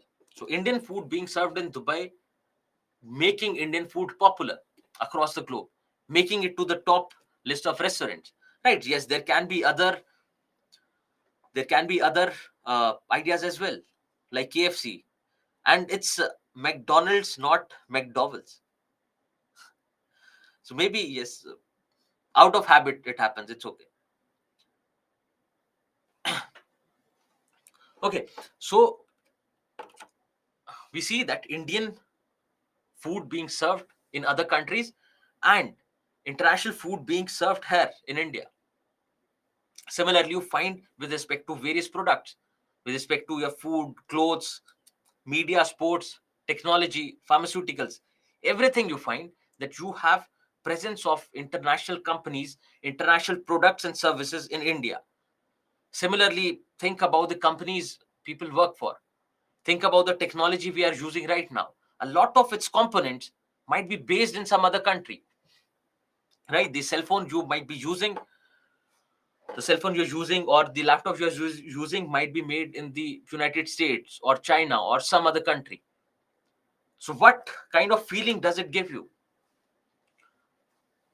You think that the entire world is connected. Whatever is happening in India finds a mention everywhere. So your Manipur protests, you find a mention of Manipur violence in multiple newspapers, some based in the US, in UK. Similarly, if this COVID that happened, just think of COVID. Now, COVID gives you a complete understanding of globalization for that matter. Now, originated in one place, a disease traveled across the globe, because of which, you find that the entire globe or all the countries across the globe were shut down. And also, you find that all the countries came together to cooperate and collaborate to create this vaccine for this COVID. And when all the countries were shut down, because for various raw materials, for your particularly your active pharmaceutical ingredients. Most of the countries are dependent on China, including us. So in the lack of this transportation, because the supply chains were broken down, there was a crunch of medicines. Availability of medicines took a hit across the globe. So find that the entire world is interconnected now. Our markets are integrated, and we are a lot dependent on each other. And this idea of globalization says, not just in terms of your economy, but globalization is a socio-economic and political process that will come to how is it that process that brings your people, markets, goods, services, culture, idea, technology, and capital closer to each other and increases interaction between them. So if you try to think about globalization, you'll find that it is not just economies, it is not just governments, but people who are coming closer as well. Now you can speak to anyone sitting in any part of the world over the phone, over the internet. Also, you can migrate to any other country which permits immigration. So you can migrate to any other country for work. And a lot more people are going out for work, for taking up their higher education, for better healthcare facilities, for a better standard of living. People are traveling, are migrating from one place to another. Similarly, our ideas, how our ideas have been shaped because of this global interaction. So think of your movement for homosexuals, or think of decriminalizing your uh, homosexuality. Now it finds origin elsewhere. The protests did not initially, the ideas did not initially originate in India. They're coming from elsewhere. Similarly, you talk about Me Too movement. It started in one place and it traveled across the globe. So we have various ideas that are passed on. The idea of equality, liberty, where is it coming from? French Revolution. But now it is prevalent across the globe. Every constitution, written or unwritten, more or less follows this principle. Now, this globalization says globalization is basically a social, economic, and political process that brings all these ideas, people, markets, goods, capital together. This globalization envisages a borderless world. Now you see that your boundaries do not matter. And with a push towards globalization, you see that the world is shrinking. Shrinking in the sense that everything is now a click away or a flight away. Right? So every country, every idea has impact on each other now. Now, what we'll do is we'll try to understand globalization, various features of it. Do not have to limit ourselves to this definition. We'll look at various features and how it has been changing. But before that, try to address this question. Is globalization a modern process? Is globalization this coming together of people, markets, countries, economies together? Is it a modern process, or is it something that we find happening for a long time now?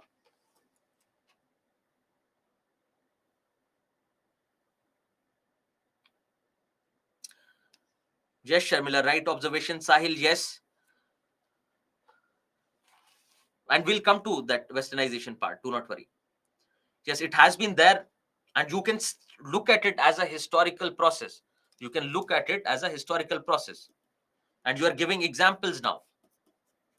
The examples of your Silk Route, the examples of trading with the Europeans, the examples of various travelers coming to India during medieval and ancient and medieval times, the penetration of Britishers in India, right? Yes, so ancient trade, etc. So yes, you say that this coming together of people, this coming closer of our markets, etc., is not a new process, is not a modern process.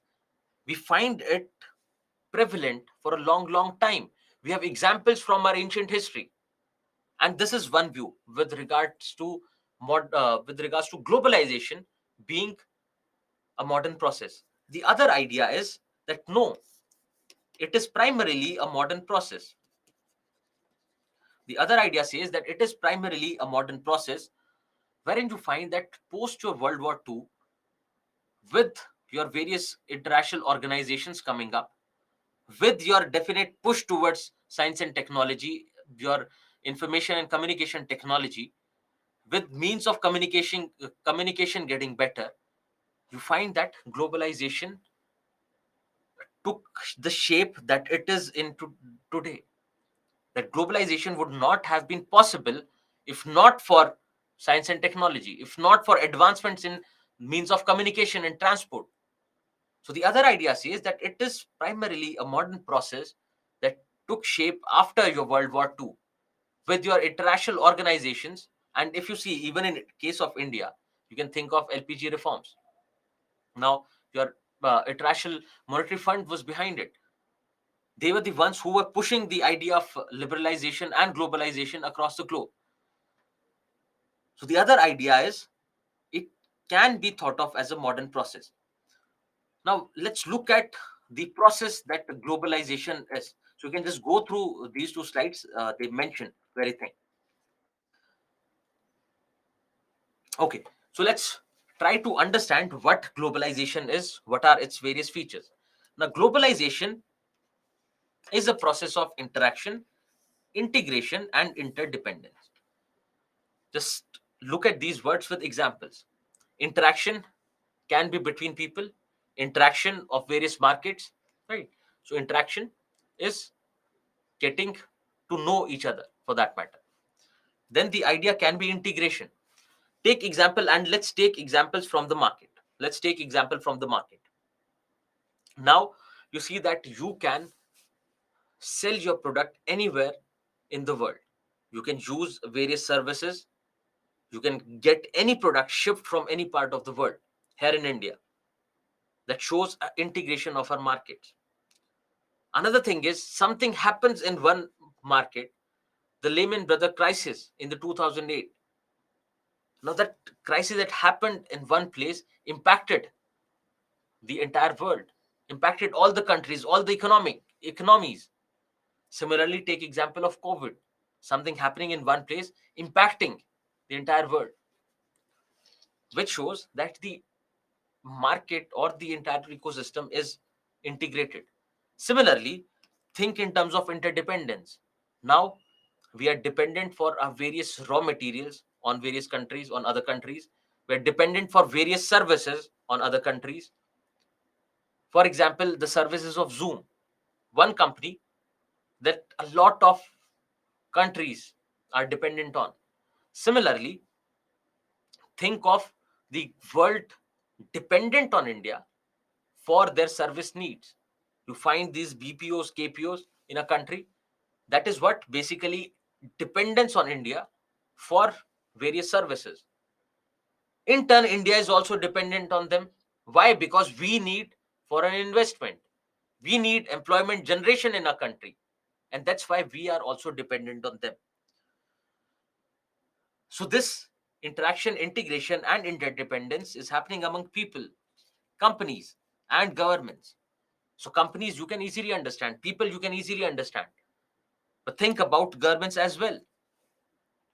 Governments are again now dependent on each other, not just for their economic needs, but think about security needs. Think about various regional groupings. Think about international organizations. Similarly, not just security, think in terms of policies. Now, even our policies are not independent of other countries, of our international organizations. The amount of subsidy that India can give to its farmers is limited by your international organizations. So there is a lot of interaction, integration, and interdependence with respect to all these. Yes. Then you think of it as a multifaceted process, that it is not just working in one dimension. It is not just economy that is getting affected. Think about our culture. Think about the language we're speaking right now. Think about the clothes we are wearing. Also, you think of the technology that we use. Think of the political ideas that we have, which have been traveling across the globe for that matter. So it is a multifaceted process. And you remember this, when we look at impact of globalization, because it touches upon every aspect of our lives, we are going to look at everything. But here you have to remember that it is primarily your socio-cultural aspect on which we have to focus, because that is what is expected from us in this syllabus, in this chapter, because you read globalization in economics as well. So it's not because it is a multidimensional, multifaceted process, we're definitely going to take up economic factors, but ultimately we are going to limit our discussion to various socio-cultural effects or impacts of globalization. Then just let me start with the historical idea once, so that you understand the economic perspective. Just think of various travelers or various trade routes that were available in your ancient times. Think about various travelers coming to India. Now, what was the basic reason? So your Arab traders, for that matter, they were coming to India. What was the reason? The reason was trade. The reason was business. The reason was profit, right? So the basic thing is the the base of globalization is prepared by this concept of profit. That for the sake of profit, people started traveling from one place to another, and it was people. It was the movement of only people and people which was there in the past, because it is only with the movement of people that your ideas will start flowing. So that's why we say the globalization that we talk about today, this multifaceted process, was not there in the past, because it was generally the movement of people, and it was much later than with people various ideas, etc., started traveling. People were getting a glimpse of it, but again the process was not as fast. To travel from one part of the world to another, it took months altogether. And you would have heard of a lot of failed voyages for that matter. So the basic idea behind this is generating profit. Now, to generate profit, think about this. This is coming from economy, and you must be aware. To generate profit, you would need favorable policies. So if you want to travel from one part of the world to another, what was the first thing they used to do? They used to approach the local court, the king, and they used to ask whether we can trade here or not. And with the permission of the king, they were let they were allowed to trade in the country. They were allowed to buy spices, right, and go away. So another thing is, to generate this profit, you'll need favorable policies. Now think of this: if a person gets favorable policies, generates a lot of profit, but if their government says that you cannot hold private property, that you cannot hold this profit, you cannot have this profit, the profit that you have generated should go back to the society. So if they're not allowed to have property, then again the purpose of generating profit is left behind. So even if we talk in terms of our East India Company, you see that there were limitations on the officials of the East India Company. And what happened with time? That they became corrupt. They started doing it on their own, right? So the basic idea behind globalization can be linked to profit, that people wanted to get profit out of it. Yes, there were various travelers who did it for the sake of, say, understanding other societies. Yes, but the primary idea was profit. That's where it started. Just think of Google setting up their office in India. What is it for? Generating profit. Think of you traveling abroad. Why do you want to do that? Monetary gains, better standard of living. So similarly, if you look at the entire idea, it is centered around profit. The idea of globalization is centered around profit. Now, to generate this profit, you'll need favorable policies. And with this, if you are not allowed to keep this profit with yourself, you would not do that. Why would someone travel all the way to another part of the world, take a voyage of 6 8 months, and then not be allowed to hold private property? So the idea is centered around these three things, and these are the basic elements of globalization. So before coming to other parts, let me talk about various elements of globalization. So first idea is that of privatization. Then you have capitalism and liberalization. Liberalization, easily understood, is opening up of economies, wherein various countries relax their laws for investment, for goods and services to come and go.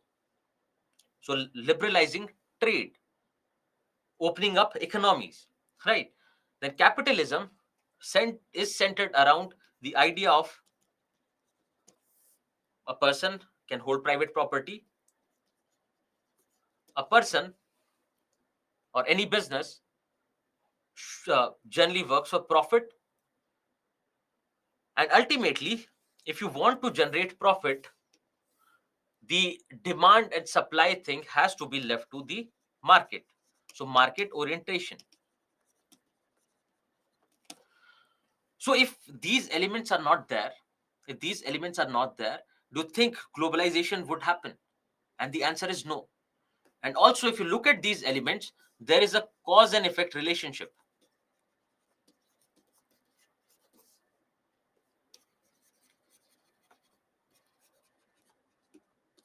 So this profit is the idea behind globalization, and with globalization, you can increase profit. Similarly, if we talk about privatization is basically holding of business by private individuals, removing the role of state. And if you look previously, what used to happen was the states or the governments will get involved in business, and they will do it primarily for the sake of public service. And it was not profit that was the central idea, but it was public service, which around which the entire idea of government getting into business was centered. Now these governments will decide the norms, they will fix values. Yes, individuals or privates were allowed to set up businesses, but there was a limitation. The government used to suggest the ceiling of the products and the services. It was according to the government that it will happen.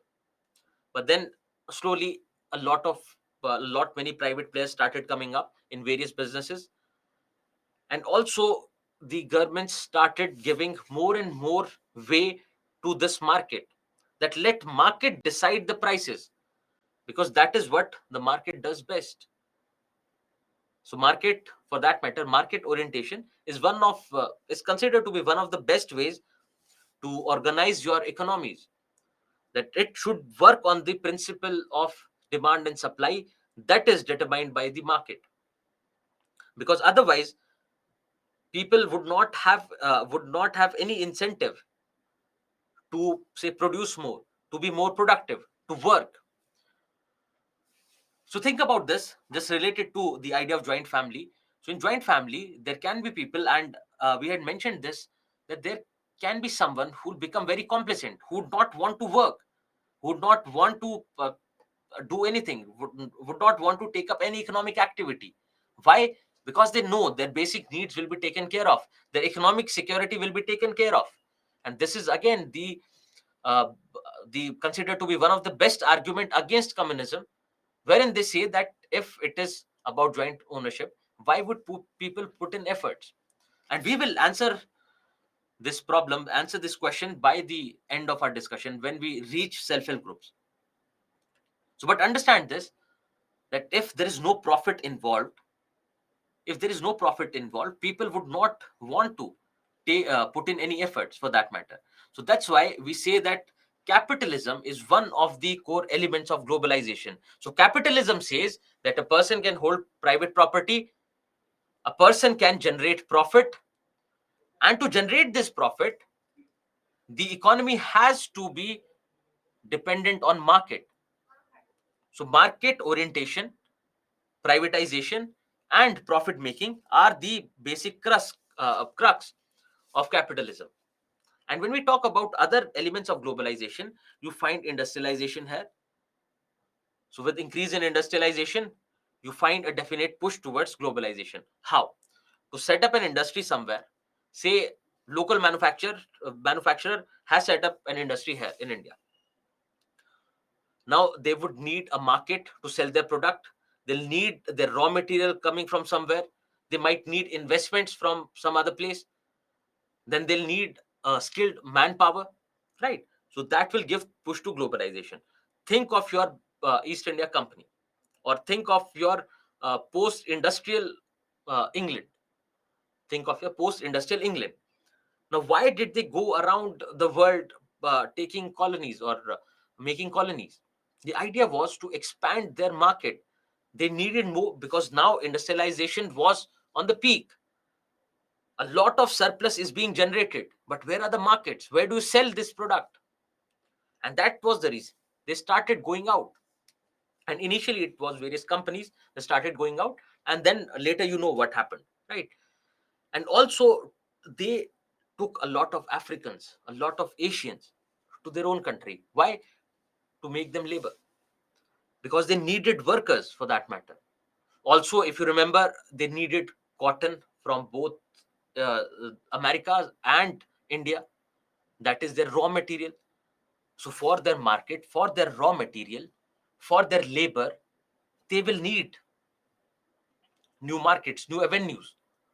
And hence, you see that industrialization gives a definite push to globalization, because even in today's world, a company needs investment from various foreign investors. And if you look at it, your SoftBank, your Facebook, they are the say the biggest investors across the globe, and they invest in each and every country. They invest in a lot of companies. So globalization for the sake of investment. Similarly, globalization for the sake of market. Indian cars being manufactured here, being sold in international markets. The examples are few, but think of international cars being manufactured somewhere and sold in Indian market. Laptops, mobile phones, etc. So with industrialization, you find an increase in globalization, and industrialization is an important element, because before we became a service based society, we were an industrial society, and the globalization was picking up pace during industrialization. So now you can see that it is more biased towards services than industrialization. But yes, one of the core elements has been industrialization. And also, this industrialization also leads to globalization. So cause and effect relationship, and I hope you have understood this. Then your international relations. Now, for this international trade to happen, for global trade to happen, countries have to open channels with other countries. If you want to sell a product, or if you want any kind of services from some other country, the governments have to first open up channels, and they have to maintain formal international relations with those countries. So again, another important element of globalization is international relations. So it need not be only bilateral between two countries. It can be with your international organizations. It can be your various regional organizations, right? So it need not always be bilateral, but yes, international relations are also essential for the spread of globalization. Yes, so masala bonds is a good example for that matter. Yes, so now you see that there is a definite push of your multinational companies towards newer markets, toward more populous markets. So India being a highly populated country, and also the levels of awareness of people being low, these become reasons for your multinational companies to expand. Because you think about the reception of Facebook, Instagram, and various other social media in India. Why? Because one, the population is huge, the numbers itself play the role, play the most important role. And the other thing is, people tend to get addicted for some reason, right? So it can be related to low levels of education in the country. So they become an easy market for that matter. Now, coming to the understanding of globalization, coming back to it, you see market liberalization is one feature, that you have to liberalize your markets to have this interaction, this interdependence between various countries and economies.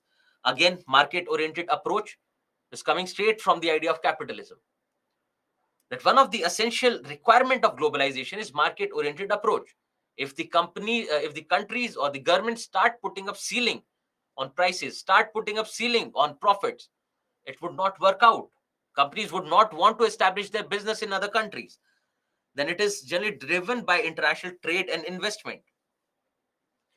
So international trade, Indians selling or Indian companies selling their products and services abroad, international trade. And investment is sitting here in a country, you can invest in any other financial market. You just gave an example of masala bonds for that matter.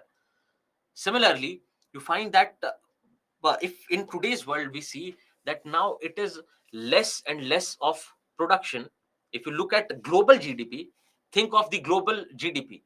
If you look at it, you'll find the maximum component or the major components of the international GDP are generally trade, and trade that too of services, and also investment.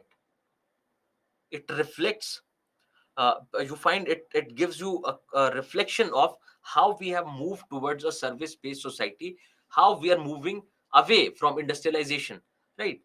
So the phase of industrialization is not, it's not that it's done and it's on a decline. No, it has been consistently rising. The reason being your growth of population, so you need more and more products, right? But ultimately it is the service sector, it is the investment which contributes most to the global GDP. So this is driven by international trade and aided by information technology. Now come to this idea. Think of olden times where it used to take days to travel from one place to another. Now you can do it, you can reach Dubai within 3 hours from India. And also you'll find that if you talk about a few countries, you'll find that the domestic flights are longer compared to those international flights for that matter. Also, if you want to invest in a company, you can do it using your laptop, using your cell phone. If you want to invest in crypto, and I believe a few of you might be doing it, you can do it simply sitting on your cell phone. If you want to connect with anyone, if you want to give an interview to a company, you can do it simply. So you see that this uh, penetration of information technology and the growth in information technology has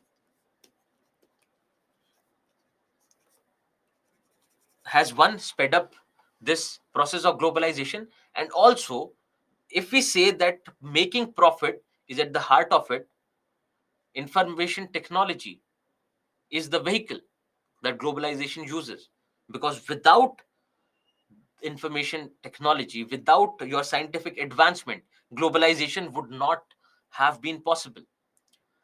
So we see that when we look at globalization, we primarily understand it as an economic process which is aided by information technology.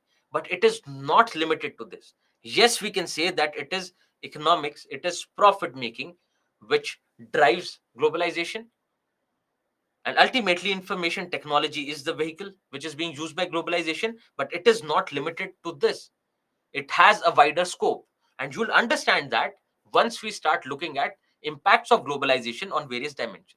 And I believe that with the basic introduction, you are already getting a fair idea as to how globalization is taking place. Okay, so let's take a break now, and post that we'll finish the basic understanding of globalization, and we'll try to move towards the impacts of globalization. Let's take a break and meet at 7:15 again. Okay, we'll discuss post the break.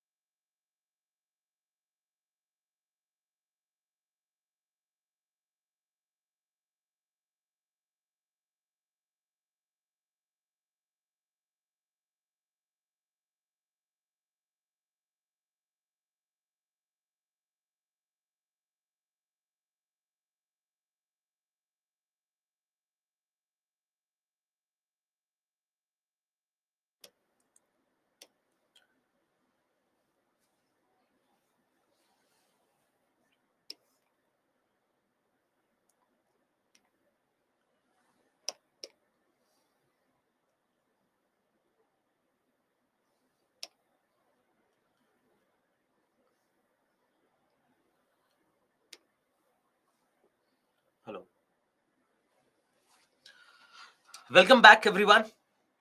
Let's start our discussion. So, we were talking about various features of globalization, and with that, we looked into the basic elements of globalization as well. Let's talk about other ideas. So, one idea is that it is an ongoing process, and now you can see that we looked at globalization as a historical process which has been going on, speeding up after the rise of, or maybe after significant means of communication and technology came up. So yes, it is an ongoing process because we see that this interdependence, this interaction, this integration is happening more and more. And we see that yes, there are a few hiccups at times wherein it gets reversed, but again picks up the speed back to where it was. So for example, during COVID, you find that yes, there were restrictions on travel.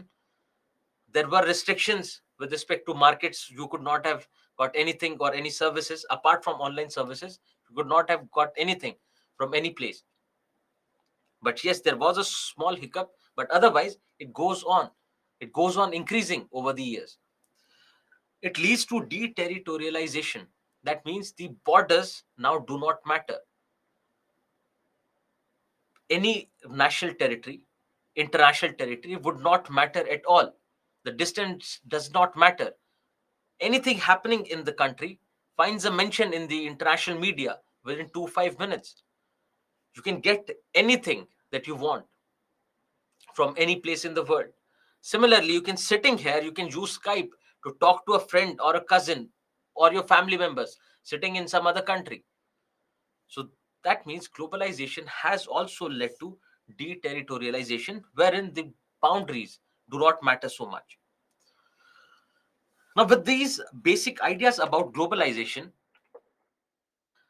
and these ideas also contained the reasons behind the spread, wherein we talk about trade and economic opportunities being central to the idea of globalization.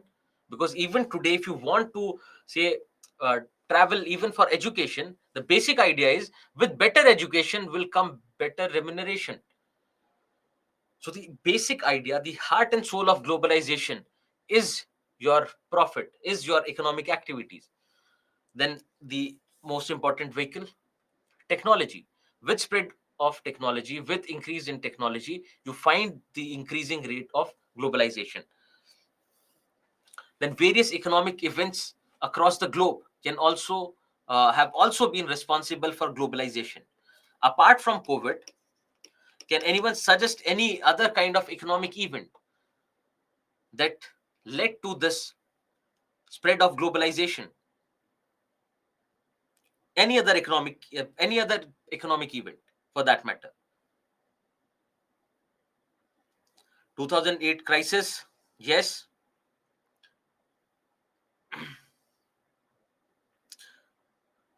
BOP crisis, yes. So you find you find any kind of economic event taking place leads to this globalization. Because see, initially people might not be able to, but ultimately the cooperation with respect to these crises, with respect to these events, ultimately lead to globalization. Yes, so your LPG reforms that happened across the globe, it was because of the crisis, but ultimately led to an increase in globalization. Great. Then also you find that post 9/11, post the terrorist attack on the World Trade Centers in the US, you find that there has been increased cooperation on terrorism. This has also led to globalization, because before that, when India used to say that we are being affected by terrorism, no one used to take us seriously. But post 9/11, you find that a lot of countries are cooperating, collaborating to tackle this menace of terrorism. Then you have global cooperation on environmental issues as well. Think about the problems with respect to climate change. Think about your various COPs. So these also have been responsible for the spread of globalization. Great. So the examples that you are writing are right in place. Okay. So we have already looked at various elements of globalization, and these elements of globalization also have a cause and effect relationship with globalization. So without the idea of, say, profit orientation, or without the idea of capitalism, globalization would have happened, but not at the pace that we see today, because companies would not have got any incentive, for that matter, to open up new to move to new places or invest in other countries, if not for the sake of profit and private property. Now what we have to do is, we have to come to the central part of our discussion, that is the impact of globalization. Now we have to look at this impact of globalization, particularly on Indian society. But even if we look at Indian society, you'll find there are various dimensions. So one is basically your social dimension, but also your Indian political structure, political system, then our economic system, which by this time you would have understood completely, because our discussion has been in that direction. Then think about the impact on our environment. So this idea of globalization would assume you to have a basic understanding of various topics from other subjects as well, because we cannot go on, say, mentioning about a lot of environmental conferences here. So I would assume that you have read environment, and if not, you can maybe relate it later. So these are the dimensions in which we have to see the impact of globalization. But before that, you have to understand the levels of impact. So for example, if whenever the way uh, Newton puts it, every action will have an equal and opposite reaction. Fine. But if we talk in our case, yes, there will be an opposite reaction. So if something is happening, it will have an impact, direct impact on on that thing, but also find an opposite reaction to it. But what about the positive impacts? It can be on various levels. Negative reaction is one.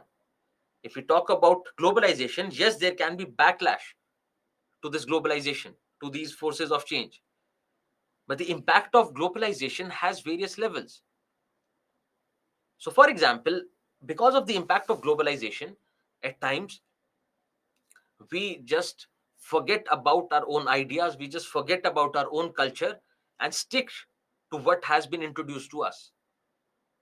Then also, at times, we mix everything. We take a little from that culture, and we retain something from our culture. Then also, at times, we can be indifferent to it as well.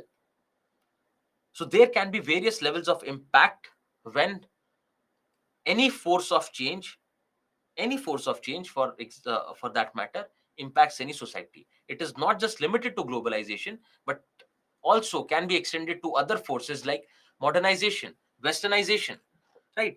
So what we will do is, we will look at various levels of impact, which will be helpful for you to understand the impact on Indian society.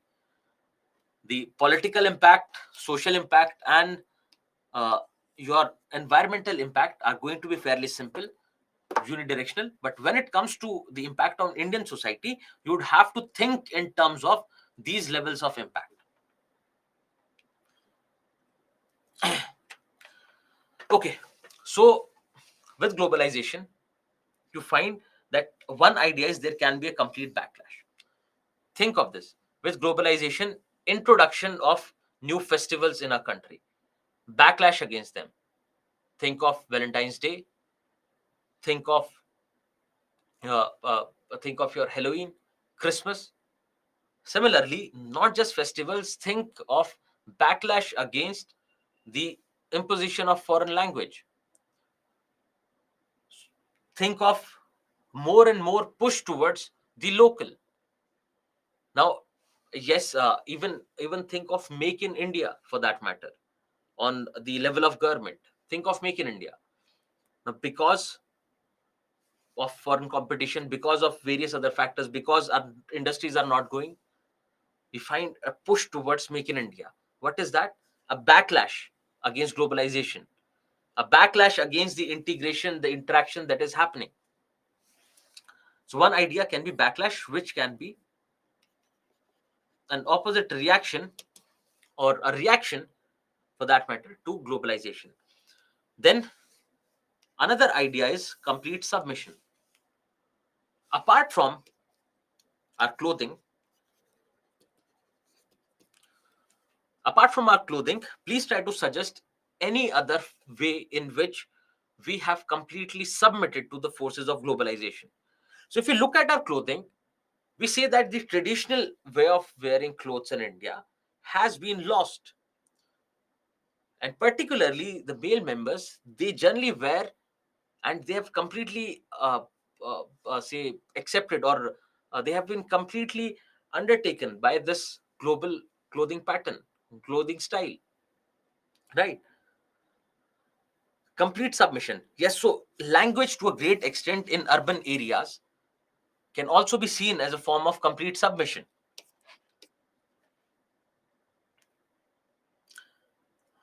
Now see, other ideas like eating habits cannot completely be said to have been a part of complete submission, because it is again limited, right? It is again limited.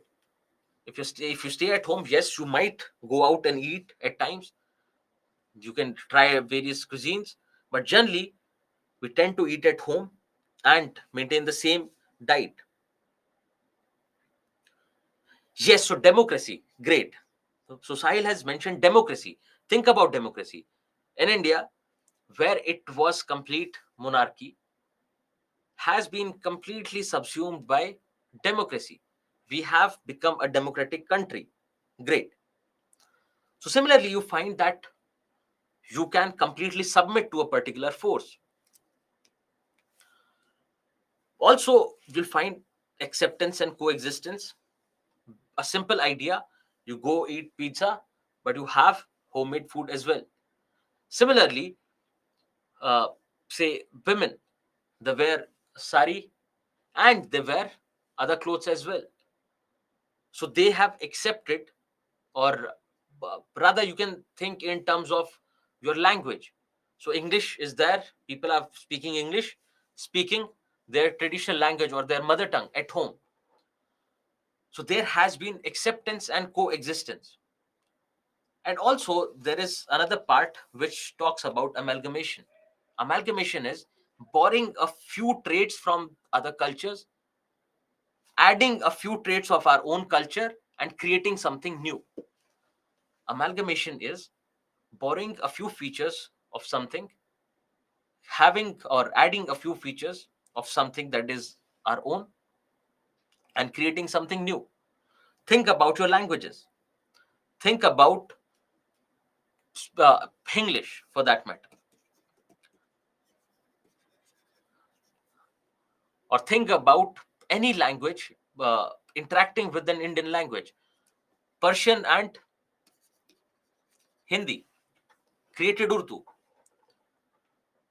Not just this, you think about the way we dress during our weddings, Indo Western suits,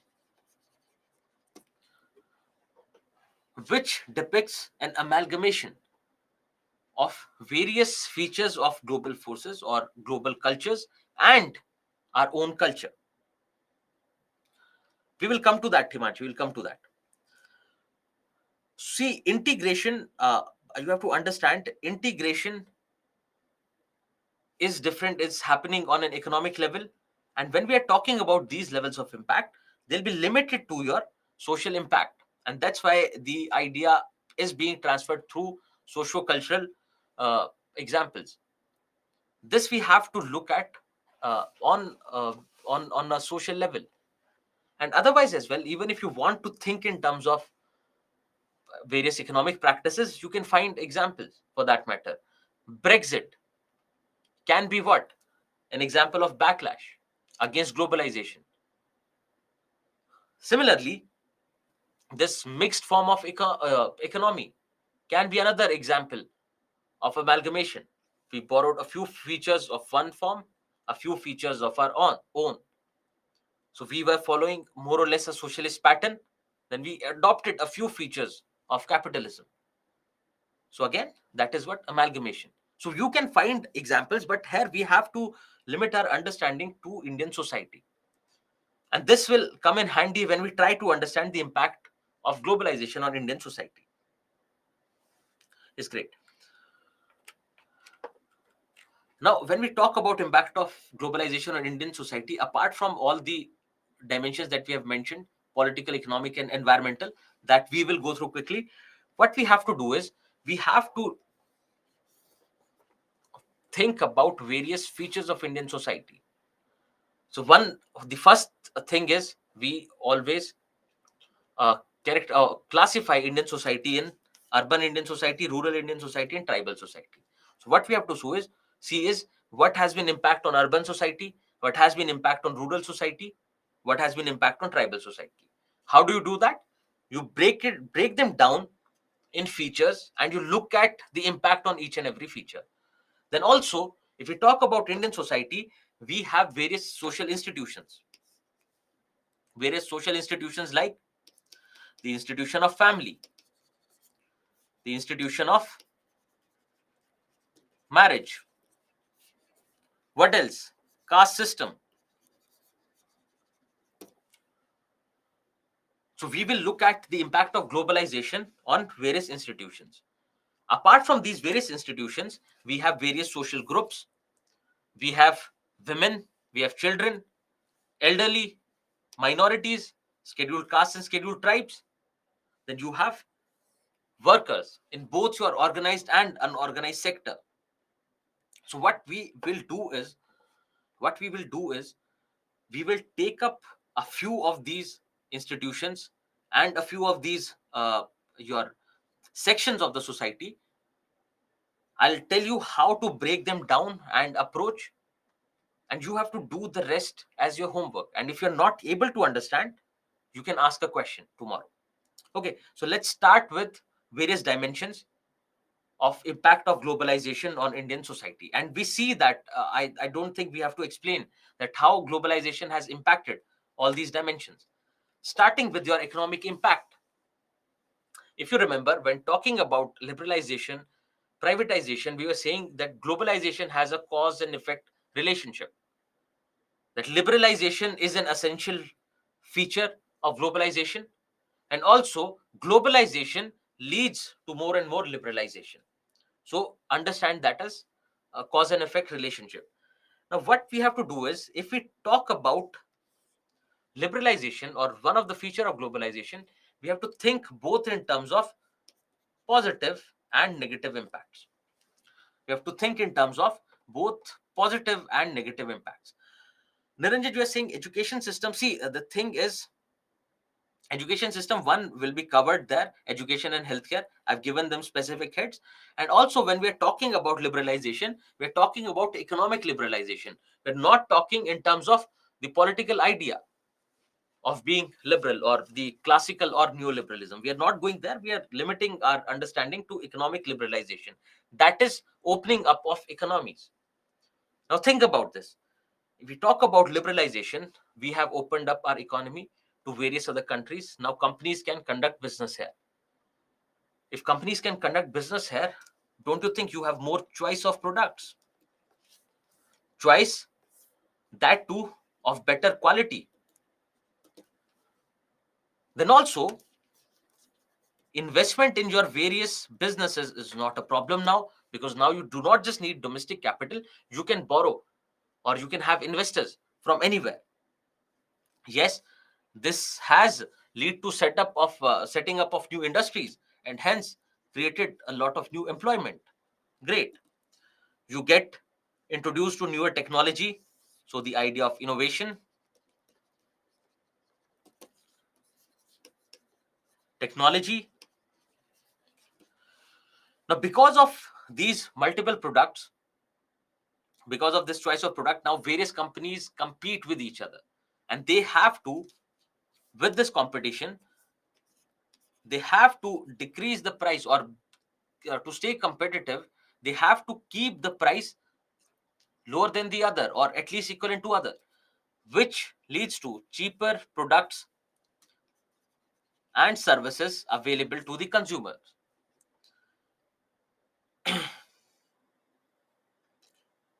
Yes, so it has led to growth in GDP. It has given a boost to our research and development. Great. So we are not going towards authority structure, etc. We are talking in terms of liberalization of trade, liberalization of investment, liberalization of our economy. Now, this can be attributed to this can be understood as positive impact of liberalization. Yes, creation of new infrastructure, etc. Now, what can be the negative impact of liberalization? Now, with liberalization, you find that there is increased competition, which can be positive in the sense that you get cheaper products. But with this increased competition, think about your local manufacturers. What happens to them? Would they be able to compete with these companies? Absolutely no. Then think about, yes, exploitation of resources, and exploitation of not just resources, not just physical resources, natural resources, but your human resources as well. Because these companies, we said that profit is at the heart of globalization. These companies would want to extract maximum profit out of our market, and to maximize profit, what you have to do is you have to decrease the cost of product and have more and more margin. Now your raw material would more or less remain the same for every company. The availability of raw material, the prices of raw material would remain more or less same. And where you can target is the cost of labor, the cost of processing, because these setting up of an industry, buying your machinery, etc., the cost is same. All you can do is you can reduce on labor cost. Again, yes, exploitation of workers, impact on environment in the form of exploitation of our natural resources. Then our local industries are not able to compete with these international companies.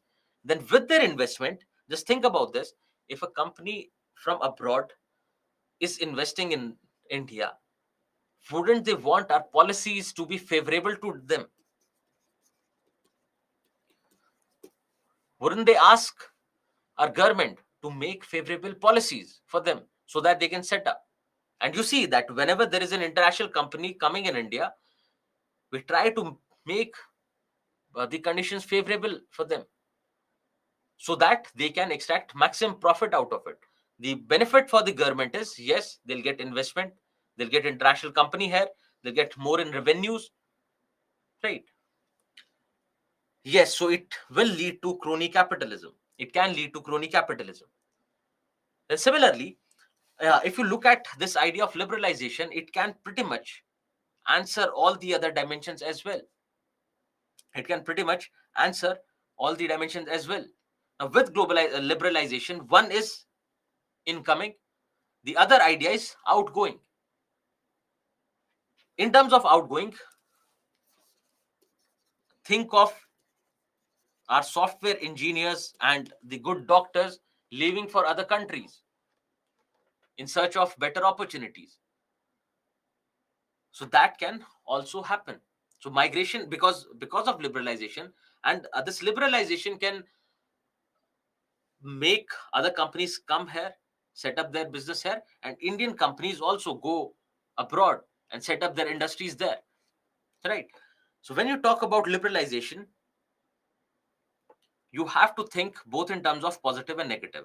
Now, why did I expand this? Because you would find all these dimensions covered here. Why did I expand this? So that you understand, when there is one element, when there are related kind of say processes, say liberalization and globalization, even though they are different, but when you approach them, they look similar.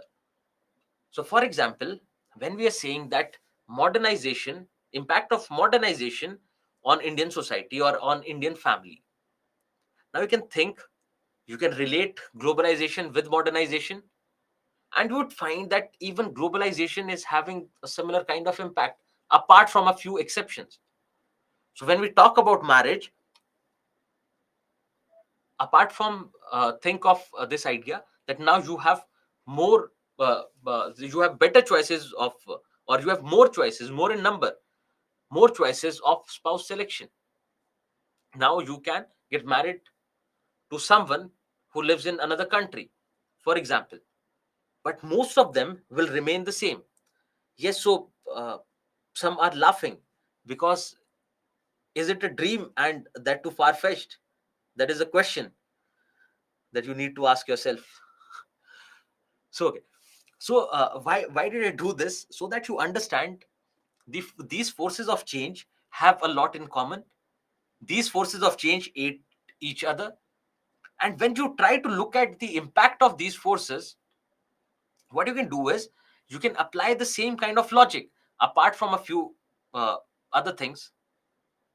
More or less everything will remain the same. So in paper, if you find the impact, you do not have to say think that why did they ask like what do I write when they say impact of globalization on tribal society or impact of globalization on rural society. Just think about liberalization, privatization, industrialization being the elements of globalization, and how would these elements impact your rural society, right? So this exercise was done just for the sake of that. Now think of privatization. With globalization, you have increasing privatization, and this privatization will have various impacts on the society.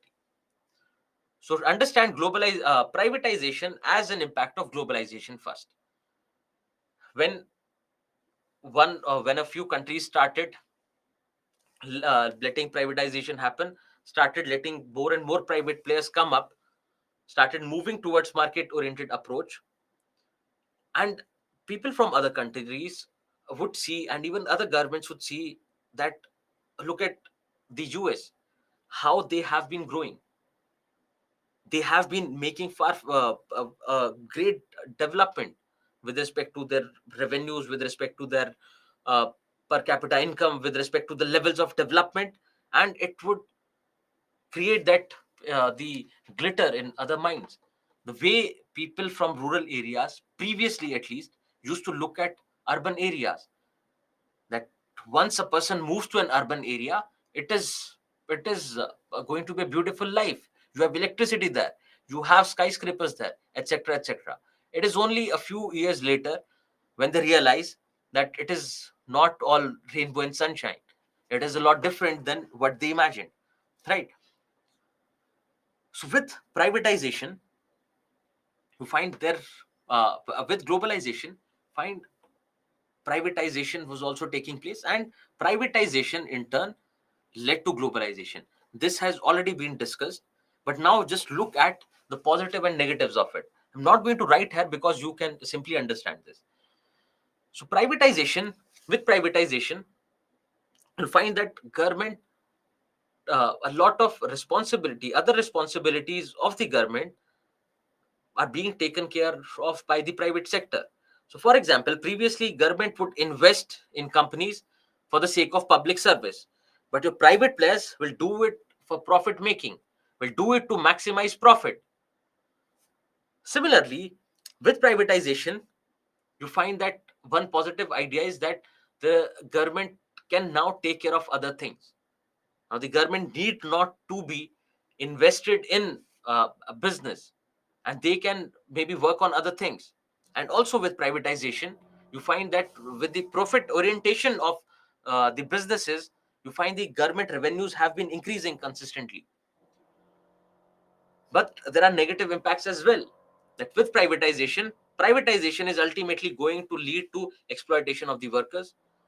Privatization is ultimately going to lead to the higher prices. Think of your privatized education sector. Think of your privatized healthcare system. You find the prices are so that a lot of people get excluded from those from taking those services. And this is this idea. It is this idea of privatization which can also be linked to inequality. which can also be linked to discrimination. This privatization, because of privatization, the prices are so high that a lot of people are discriminated against because now they cannot get that service. Similarly, with globalization, there has been a growth in the number of MNCs. Now, these MNCs have created a lot of employment for us. These MNCs contribute greatly to government revenues. These MNCs offer a plethora of choice when it comes to various products and services. These MNCs bring investment in the country as well, which ultimately translates into capital formation, infrastructure, better human resources. But also, if you look at these MNCs, you find issues like crony capitalism. You find issues. You find issues like people like with MNCs, with the growth of MNCs, you find that there is an increase in the role of technology. On one side, we say that MNCs have led to the growth of employment, have led to increase in employment opportunities, but at the same time these MNCs work on advanced technologies, and they adopt these technologies very soon, very easily, because of which we lose a lot of our jobs. Similarly, these MNCs, they employ only a limited section of our people. They employ only skilled labor. Most of the MNCs employ only skilled labor. Now again, they discriminate against your unorganized sector. And again, the idea is just relate this idea, because we are going to discuss these things with poverty, but just try to understand this, and I'll check whether you remember this idea or not. Now, if we give more and more purchasing power to one section of the society, think about your service people employed in service sector. With the growth in MNCs, you find economic betterment of this section. At the same time, there is another section which is not gaining anything, right? Which has seen no betterment in their economic status over the years. And think of a product, any kind of product. And if there is a product, think of it as a basic service. Think of any food item. Now, this product is being demanded by both these sections. Now, this section has the purchasing power, because of which they'll create demand for the product. Because of the rise in demand, the prices will increase. Ultimately, inflation will take place. And if the prices increase, this section, which has few economic resources, which has finite economic resources, is disadvantaged compared to this section. And if you try to understand this, when we say that the urbanization in India has been led by your growth of service sector and not your industrial sector, you find that this is the problem which happens, that one section gets disadvantaged because of say limited scope of service sector, because the service sector will work only on a few services. The service sector will work for the betterment of only a particular sector. But ultimately, the other idea is, if the service sector is growing, they'll contribute more and more to the GDP. If the government has more resources, they will ultimately invest it for the betterment of people at large. Next idea is internationalization and digitalization of money. Internationalization, think of your US dollar. Digitalization, think of cryptocurrency, which has been uh, an effect of globalization. Now, because of globalization, people have to trade with various countries.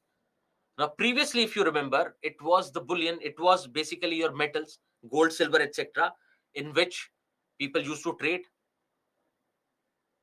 And now, if you see that with the rapid increase in globalization, you again need a common currency. You again need something common, which can be used as a medium of transaction. So you find the rise of US dollar, because yes, they have been leading the world when it comes to the economy. So rise in dollar, but over the years you find a rise in the use of digital currency as well. There are a lot of companies which accept cryptocurrency. That is one. Another idea is not just cryptocurrency. You can the idea of digital transfer, because that would not matter if you transfer money from here to someone else. It would not matter which currency it is, because it will be automatically converted, and your bank can provide you the same. Yes, so your UPI system, etc.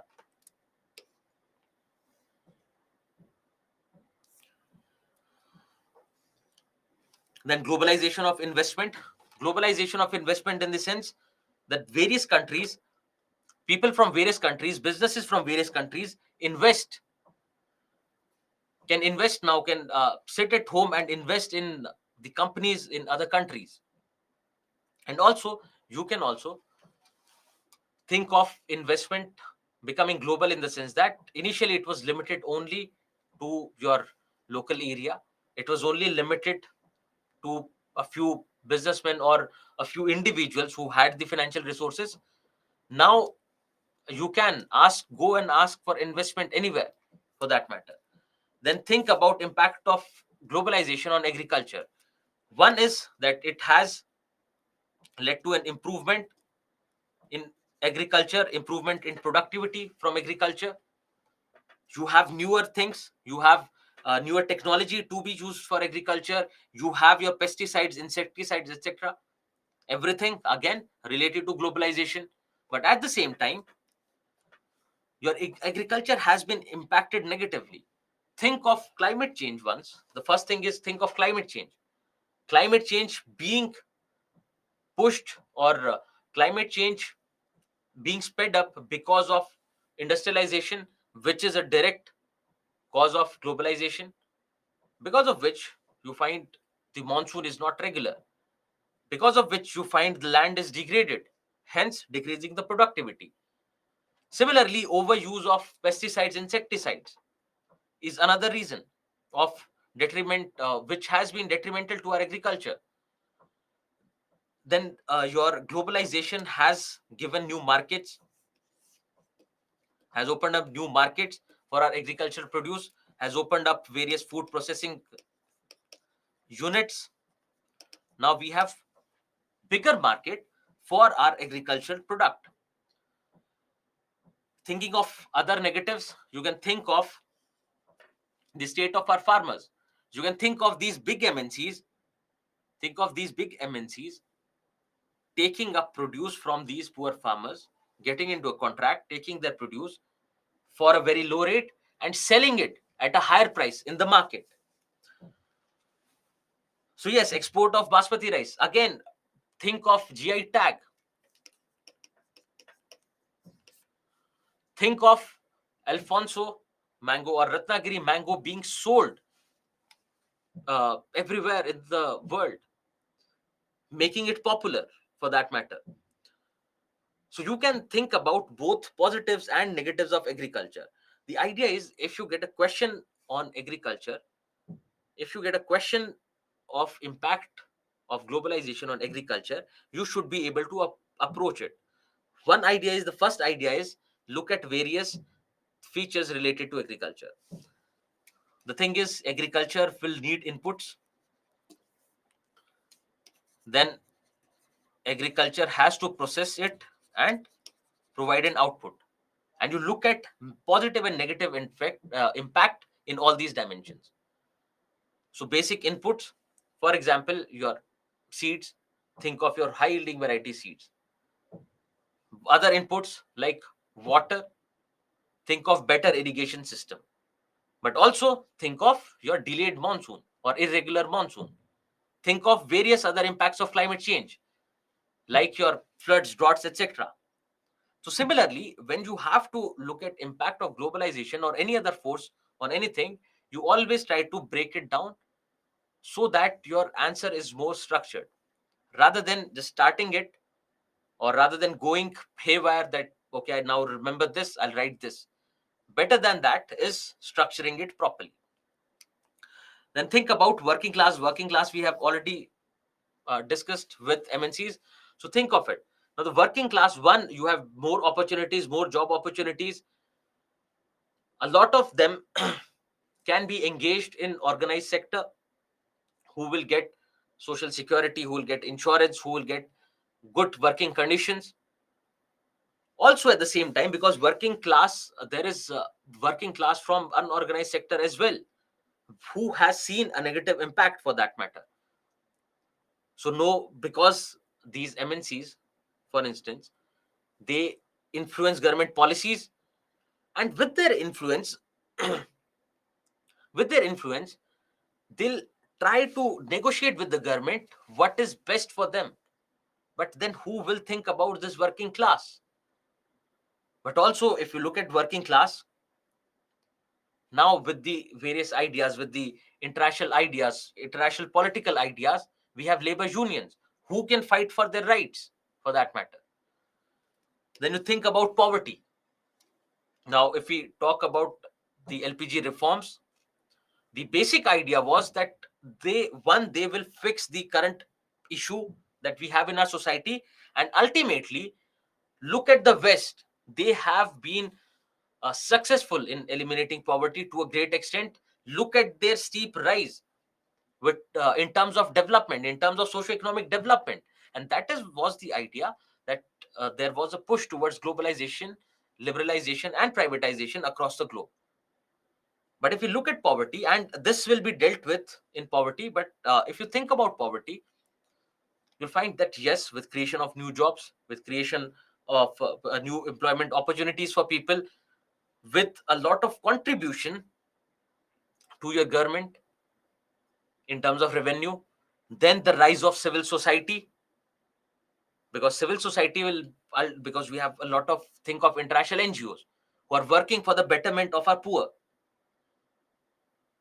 So think of those.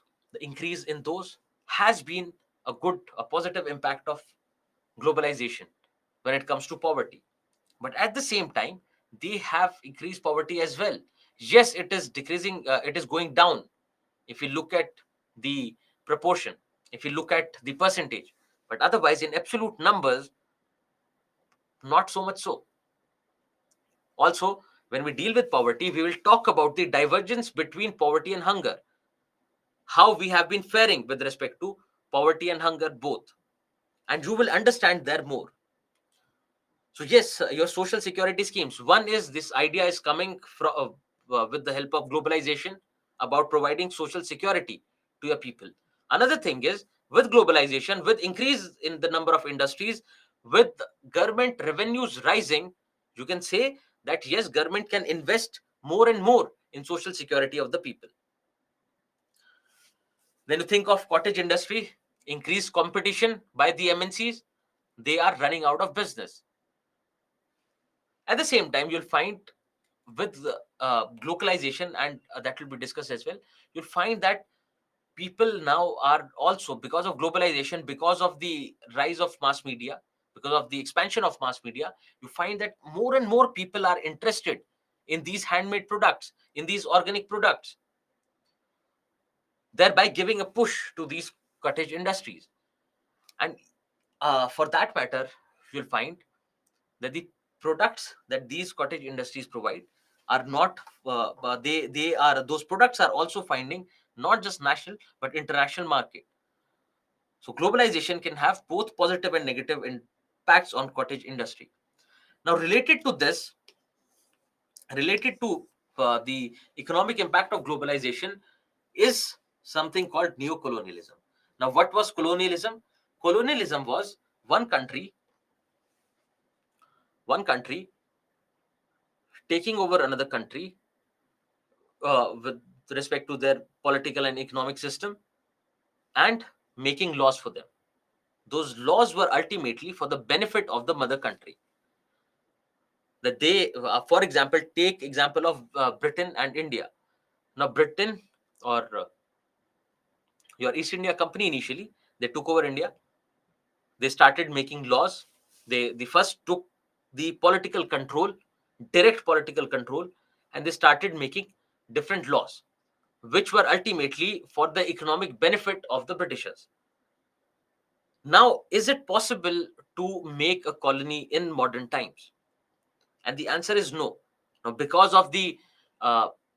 because of the international organizations we have, because of the international cooperation we have, it is not possible to directly take over another country. But also, you'll find that this can be done indirectly. Think of China. China goes to a country, goes to an underdeveloped country or a developing country, and they go and start investing in their economy heavily. And with this investment, they find that yes, a lot of development happens in those countries. But then China would ask for different kinds of favors. China would say that I want to set up a security base, or want to set up a naval base in your country at a location of my choice. And the country would say, no, this is not right, because we have a treaty with another country. We also have relations with them. And China would say that I'll take out all my money that I've invested in your country, and your economy and your political system, the entire system will collapse. Now, what is this? This is indirect control of another economy. Think of another way. Think of flooding your cheap products in other markets. In that way, you completely completely destroy the local industry there in that country. And these forms of colonialism are called neo-colonialism, wherein financial exploitation of a country's aggressive power and control over another. This is what happens. Yes, so the example can be the trap. They did it with Sri Lanka, etc. Okay, so Prashant is asking, by globalization, how uh, how globalization gives a push to welfareism, or the idea of welfare state. One thing is, the idea of welfare state has been adopted by various countries because of the impact of globalization, because they got to know about this idea. Another idea is, think about your multidimensional poverty. Think about the role of UN there. Now, what happens is, whenever no matter which country it is, now with the global uh, political system, having an eye on each and every country, they would say that there are poor in your country and you're not helping them. There are poor in your country who need healthcare, who need education. Why are you not doing it? And from there, if you extend this to your sustainable development goals, those sustainable development goals have been agreed upon by multiple countries, almost all countries. Those sustainable goals come from the mutual understanding of what are the burning issues, what are the various issues, or what are the various targets that we as a global community should achieve, which has been done because of globalization. Now, because of your sustainable development goals that we have to reach by 2030, you find governments, not just in India, but across the globe, governments working in the direction of education, investing in education, investing in healthcare, etc. Why did that happen? Because of globalization. So I hope you got your answer. So yes, and also you can also think of the failure of global system in this regard, because think of your Russia-Ukraine war. Is the global community doing enough to save Ukraine or to stop that war from happening? Yes, various countries are taking a few steps. They're imposing restrictions, etc. But are we doing enough? Has the war stopped? Has the uh, Russian aggression on Ukraine stopped? And the answer is no. So yes, we can at times look at the failure of global system. What China did with respect to neo-colonialism, see, neo-colonialism, basically, if you understand colonialism, you understand this as a new form of colonialism, wherein you're not directly changing the policies, you are not taking a direct control of a country, but you are exercising that control indirectly through your economic power. Previously, you were doing it with your political power and ultimately converting it to economic gains. That was colonialism. Now you do it indirectly with your economic power. You do not have to gain a direct control of that country. That is what the idea of neocolonialism is. And you have examples of China. Now let's look at political impact of globalization. Now the first basic thing is the exchange of political idea. The think of our Indian constitution. Indian constitution, you'll find various components in Indian constitution which have been which have been influenced directly by various political ideas. Think about liberty. Think about first the idea of democracy. Right? It has been coming from various other countries, and not just that. It is not just limited to political system, but again, this exchange of political ideas also impacts the societies. So the idea of capitalism, the idea of having a wonderful economy, having a wonderful system which is market oriented, which which promotes profit making, was being was being uh, was being has traveled across the globe, and most of the countries went for that way. Yes, a few for a few it worked out well, but again for a few it did not work out well. Then think of the rise of various international organizations and how they would impact state sovereignty. The example of, say, WTO. Now, various organizations, international organizations meant for international cooperation, have come up. And these ultimately lead to dilution of the state sovereignty. So the states now cannot take all the decisions on their own. They have to be in the greater framework of these international organizations. So take example of your various trade related decisions. Take example of any kind of political decisions. Right? It is again dependent on these international organizations. They decide a lot for us. They decide the larger political framework for us. They decide what has to be the relationship between two countries, how it is supposed to be, and which leads to a diminishing state sovereignty. But again, there has been a rise in international relations. Now, if we talk about India, we have open channels with pretty much every country. So we have international relations. We are maintaining bilateral relations with a lot of countries. But again, because of these international relations, there can be cooperation that you can find cooperation on various areas.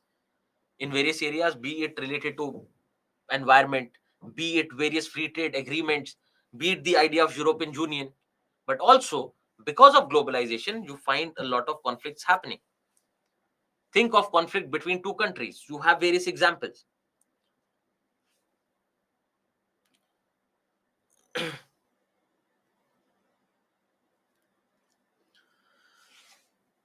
Then our policy making process.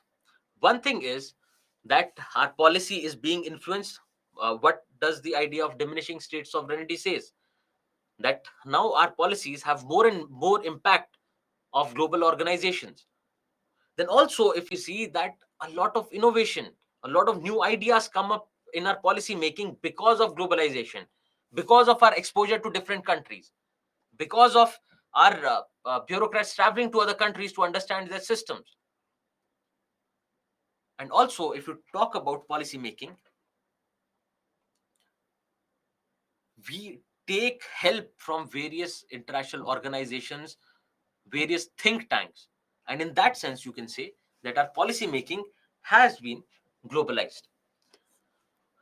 Think of civil society. Now, without going in details of civil society, you think of various socio-political movements, you think of your NGOs, right? So think of civil society. There has been a definite growth in civil society. Now, what happens is, and now when I'm talking about civil society right now, I'm talking in international terms. not talking specifically in terms of India. Now, what happens is that with the rise in the power of the state, if the power of the government goes on rising, you can see that ultimately a democratic state can become despotic. There would be no rights left for the citizens if if the power of the state goes on rising. Now, if you have to keep a check on this power of the state, you need people to participate in political decisions or in political movements. So if the state is not caring about various human rights, if the state is not looking into, say, the situation that is happening in your area, what would you do? You will form a group and you will start raising your voice. You'll try to address or try to uh, make the government listen to you, because as an individual you cannot. So you would need participation of other members of the society. So the rise of civil society as a check on the on the power of the state.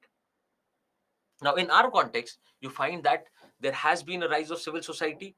There are various NGOs that are now working in various countries.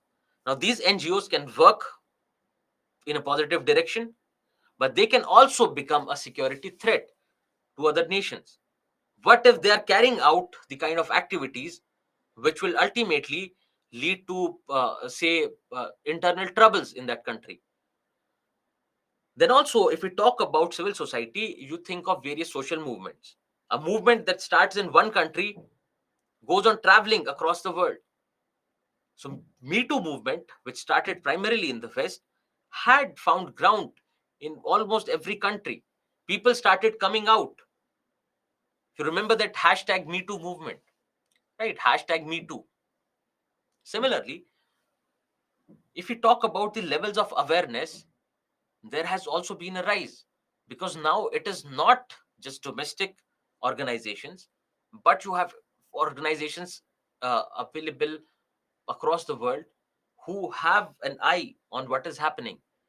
And ultimately, if a country has to sustain, if you want investment, you have to be politically stable, right? If you want investment, you have to be politically stable, because think of your investment. Would you want to invest in the United States, or would you want to invest in Afghanistan? You would definitely say United States. Why? Because there is political instability in Afghanistan. Even though it might promise better returns, but you know that yes, if the returns are high, so is the risk. So political stability is important. And now every country has to show that we are politically stable, we are faring well, so that the global community does not interfere and their investment, everything goes on business as usual. And therein, you find that governments have to give in to the civil society at times. They have to give in to the various demands of civil society, which can again be up. You can think about positive or negative in it.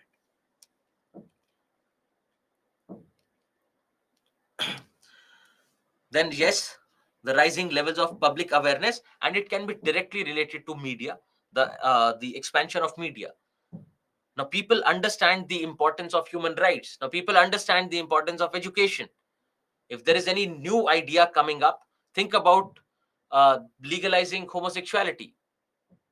Think about a push towards same-sex marriage, which has not happened yet, but yes, there's definitely a push.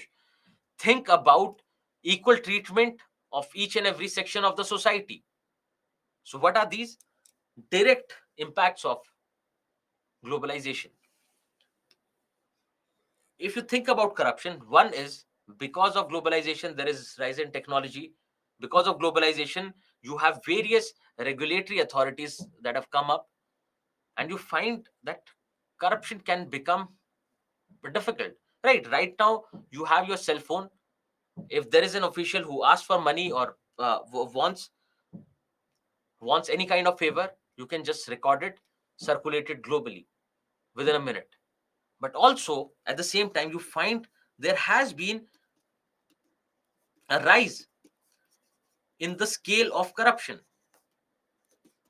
If you think about the scale of corruption, now you have tax havens wherein you can push whatever amount of money it is that you want without anyone knowing about it.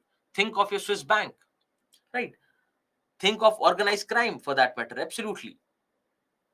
So the scale of corruption has increased. Then think of terrorism.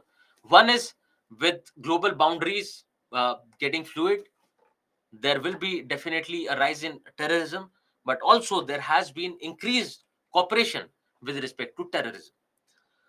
Now, the next idea is your environmental impact. One thing is that can be understood as a cause of spread of globalization is cooperation in the fight against, and primarily in the fight against, climate change.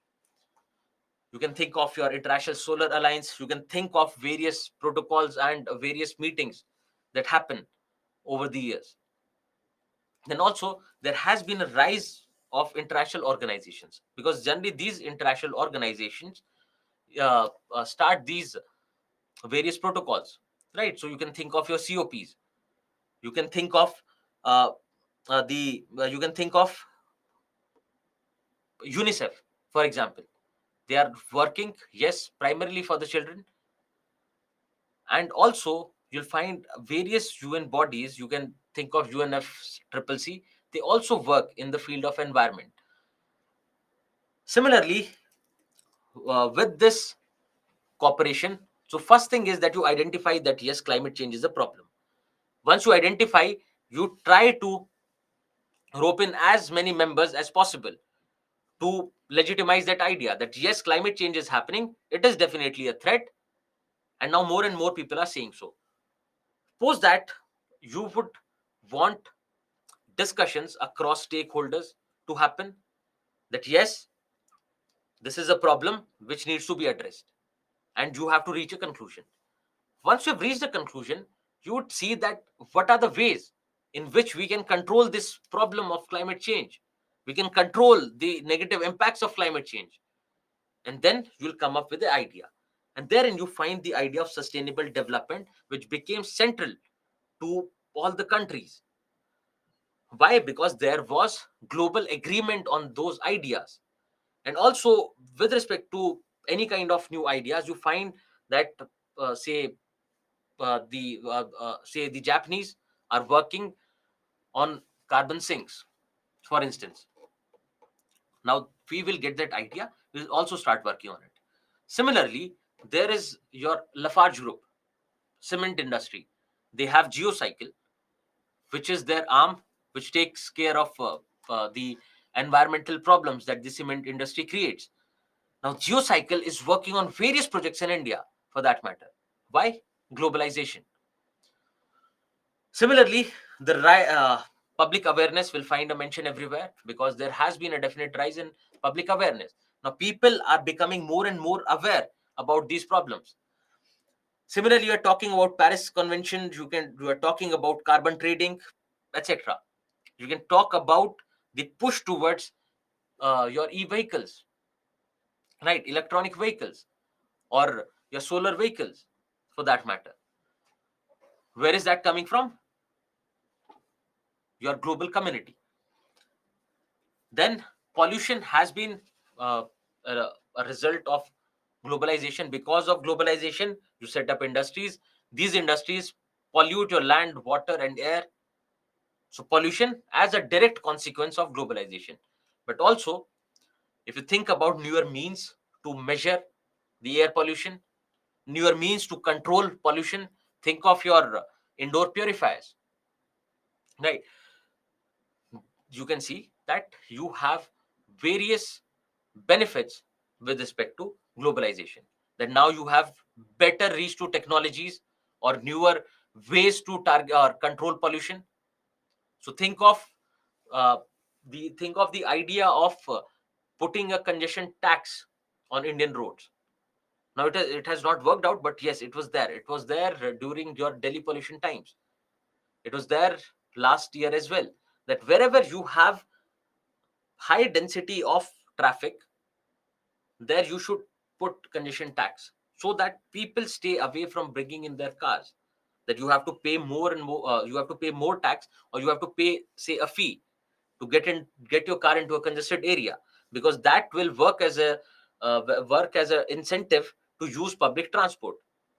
Similarly, the Japanese laying metro, your Delhi Metro, the collaboration with the Japanese in creating Delhi Metro, which ultimately is a better thing. One, uh, a push towards public transport, which directly impacts your levels of pollution, because less and less people would be using other means of transport or their personal vehicles. Also, you find that this technology has become a lifeline, because transportation is something that is an essential today, because work from home is limited to a certain section, is limited to a certain sector. But again, we need generally to travel for work, we need to travel for school, we need to travel for healthcare, we need to travel to meet people, etc. So which has become a lifeline of our economy, because otherwise, think of various industries, various offices that are located in Delhi, in the interiors of Delhi. Without this metro, it would have become impossible for them to grow. Okay, so these can be a few ideas related to impact of globalization, and by now you would have understood how you have to approach it. Yes, so you're talking about dumping of waste in marine bodies. Yes, because of globalization, but again, globalization, because of globalization, it got highlighted, and they have to now work on it. Talking about carbon tax, yes. So you can also think of your green bonds, etc. Now let's come to the next part, which is your socio-cultural impact of globalization. What we are going to do here is, we are first going to look at the impact of globalization on various institutions. Institution of family, institution of marriage, caste, religion. Think of, let's think of the impact of globalization on the institution of family. Now we have already seen the impact of modernization, and we say that a lot of features are similar when it comes to globalization. And if you want to look at the impact on family, what you do is, you look at various features and functions of family as an institution and look at how they have changed. So you can think of the size of the family, you can think of various other features that you can think of, then you can think of function, right? So this is something that we have done previously. What you have to do is, you have to apply the same logic here as well. Apply the same logic, and you will be able to understand.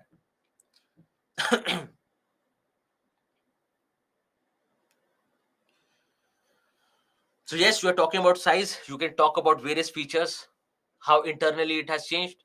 You can think about various functions, the function of socialization, etc. I think you can uh, deal the same way with marriage, because marriage is something we have also discussed today. Now think of your institution of, think of religion for that matter. Think of religion. How do you break down religion? Yes, so in marriage, we are discussing about new things, the kind of new programs that have come up in our weddings, cutting of cake, right? Ring ceremonies. Then you think about the way we dress. Then you think about all the paraphernalia that we have in our weddings, etc. Okay, so think about religion first. Let's think about religion, because family is something that you can easily understand now.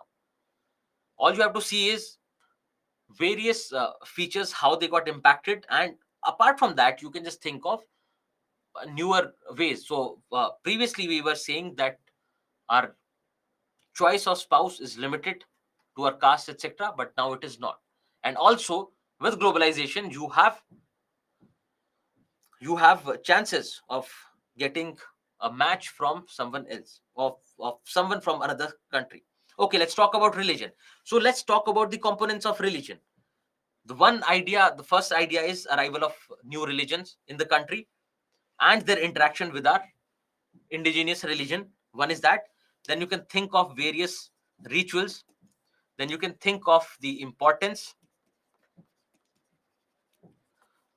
think of the diversity of religions, right? You can also think of the commercialization of religion.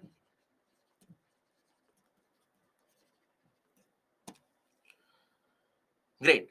So first, think about the diversity. Has globalization increased the diversity of religion in the country? You can say absolutely yes. But also, you think about the religions which have been various animistic religions or religions related to tribals who used to say worship nature, who used to worship trees or animals or sky, which have been subsumed into these bigger religions, who have been subsumed in Hinduism, Christianity in your northeast, Hinduism in your central India and your say Tripura, for example. So which has led to a decrease in diversity of religions. So diversity of religions, one is entry of new religions, and also the there are two ideas that will come to. But the first thing is, you can right now you can think of the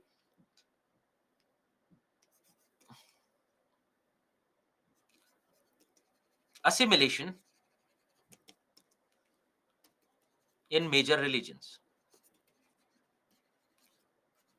Do not worry about assimilation. Right now, you understand it as that these religions, the various animistic practices have been shifted towards, or have been assimilated, or have become a part of Hinduism. And they are following, say, either Christianity or Hinduism for that matter. So homogenization can be thought of in terms of rituals. Okay, so one idea is that there has been entry of new religions which has increased the diversity, but at the same time assimilation of these animistic religions into Hinduism and Christianity for that matter has led to a decrease in diversity. Then you think about importance as discussed in modernization, that because of secularization the importance of religion is going down, the importance of religion in our education, the importance of religion in our personal lives, everywhere it has been going down. Similarly, think of various rituals associated with religion. Now you'll find with globalization, a few of our rituals are becoming important, are finding ground across the globe. And also at the same time, you find that we are we are not following our rituals anymore. We're not following all the rituals that were related to our religion.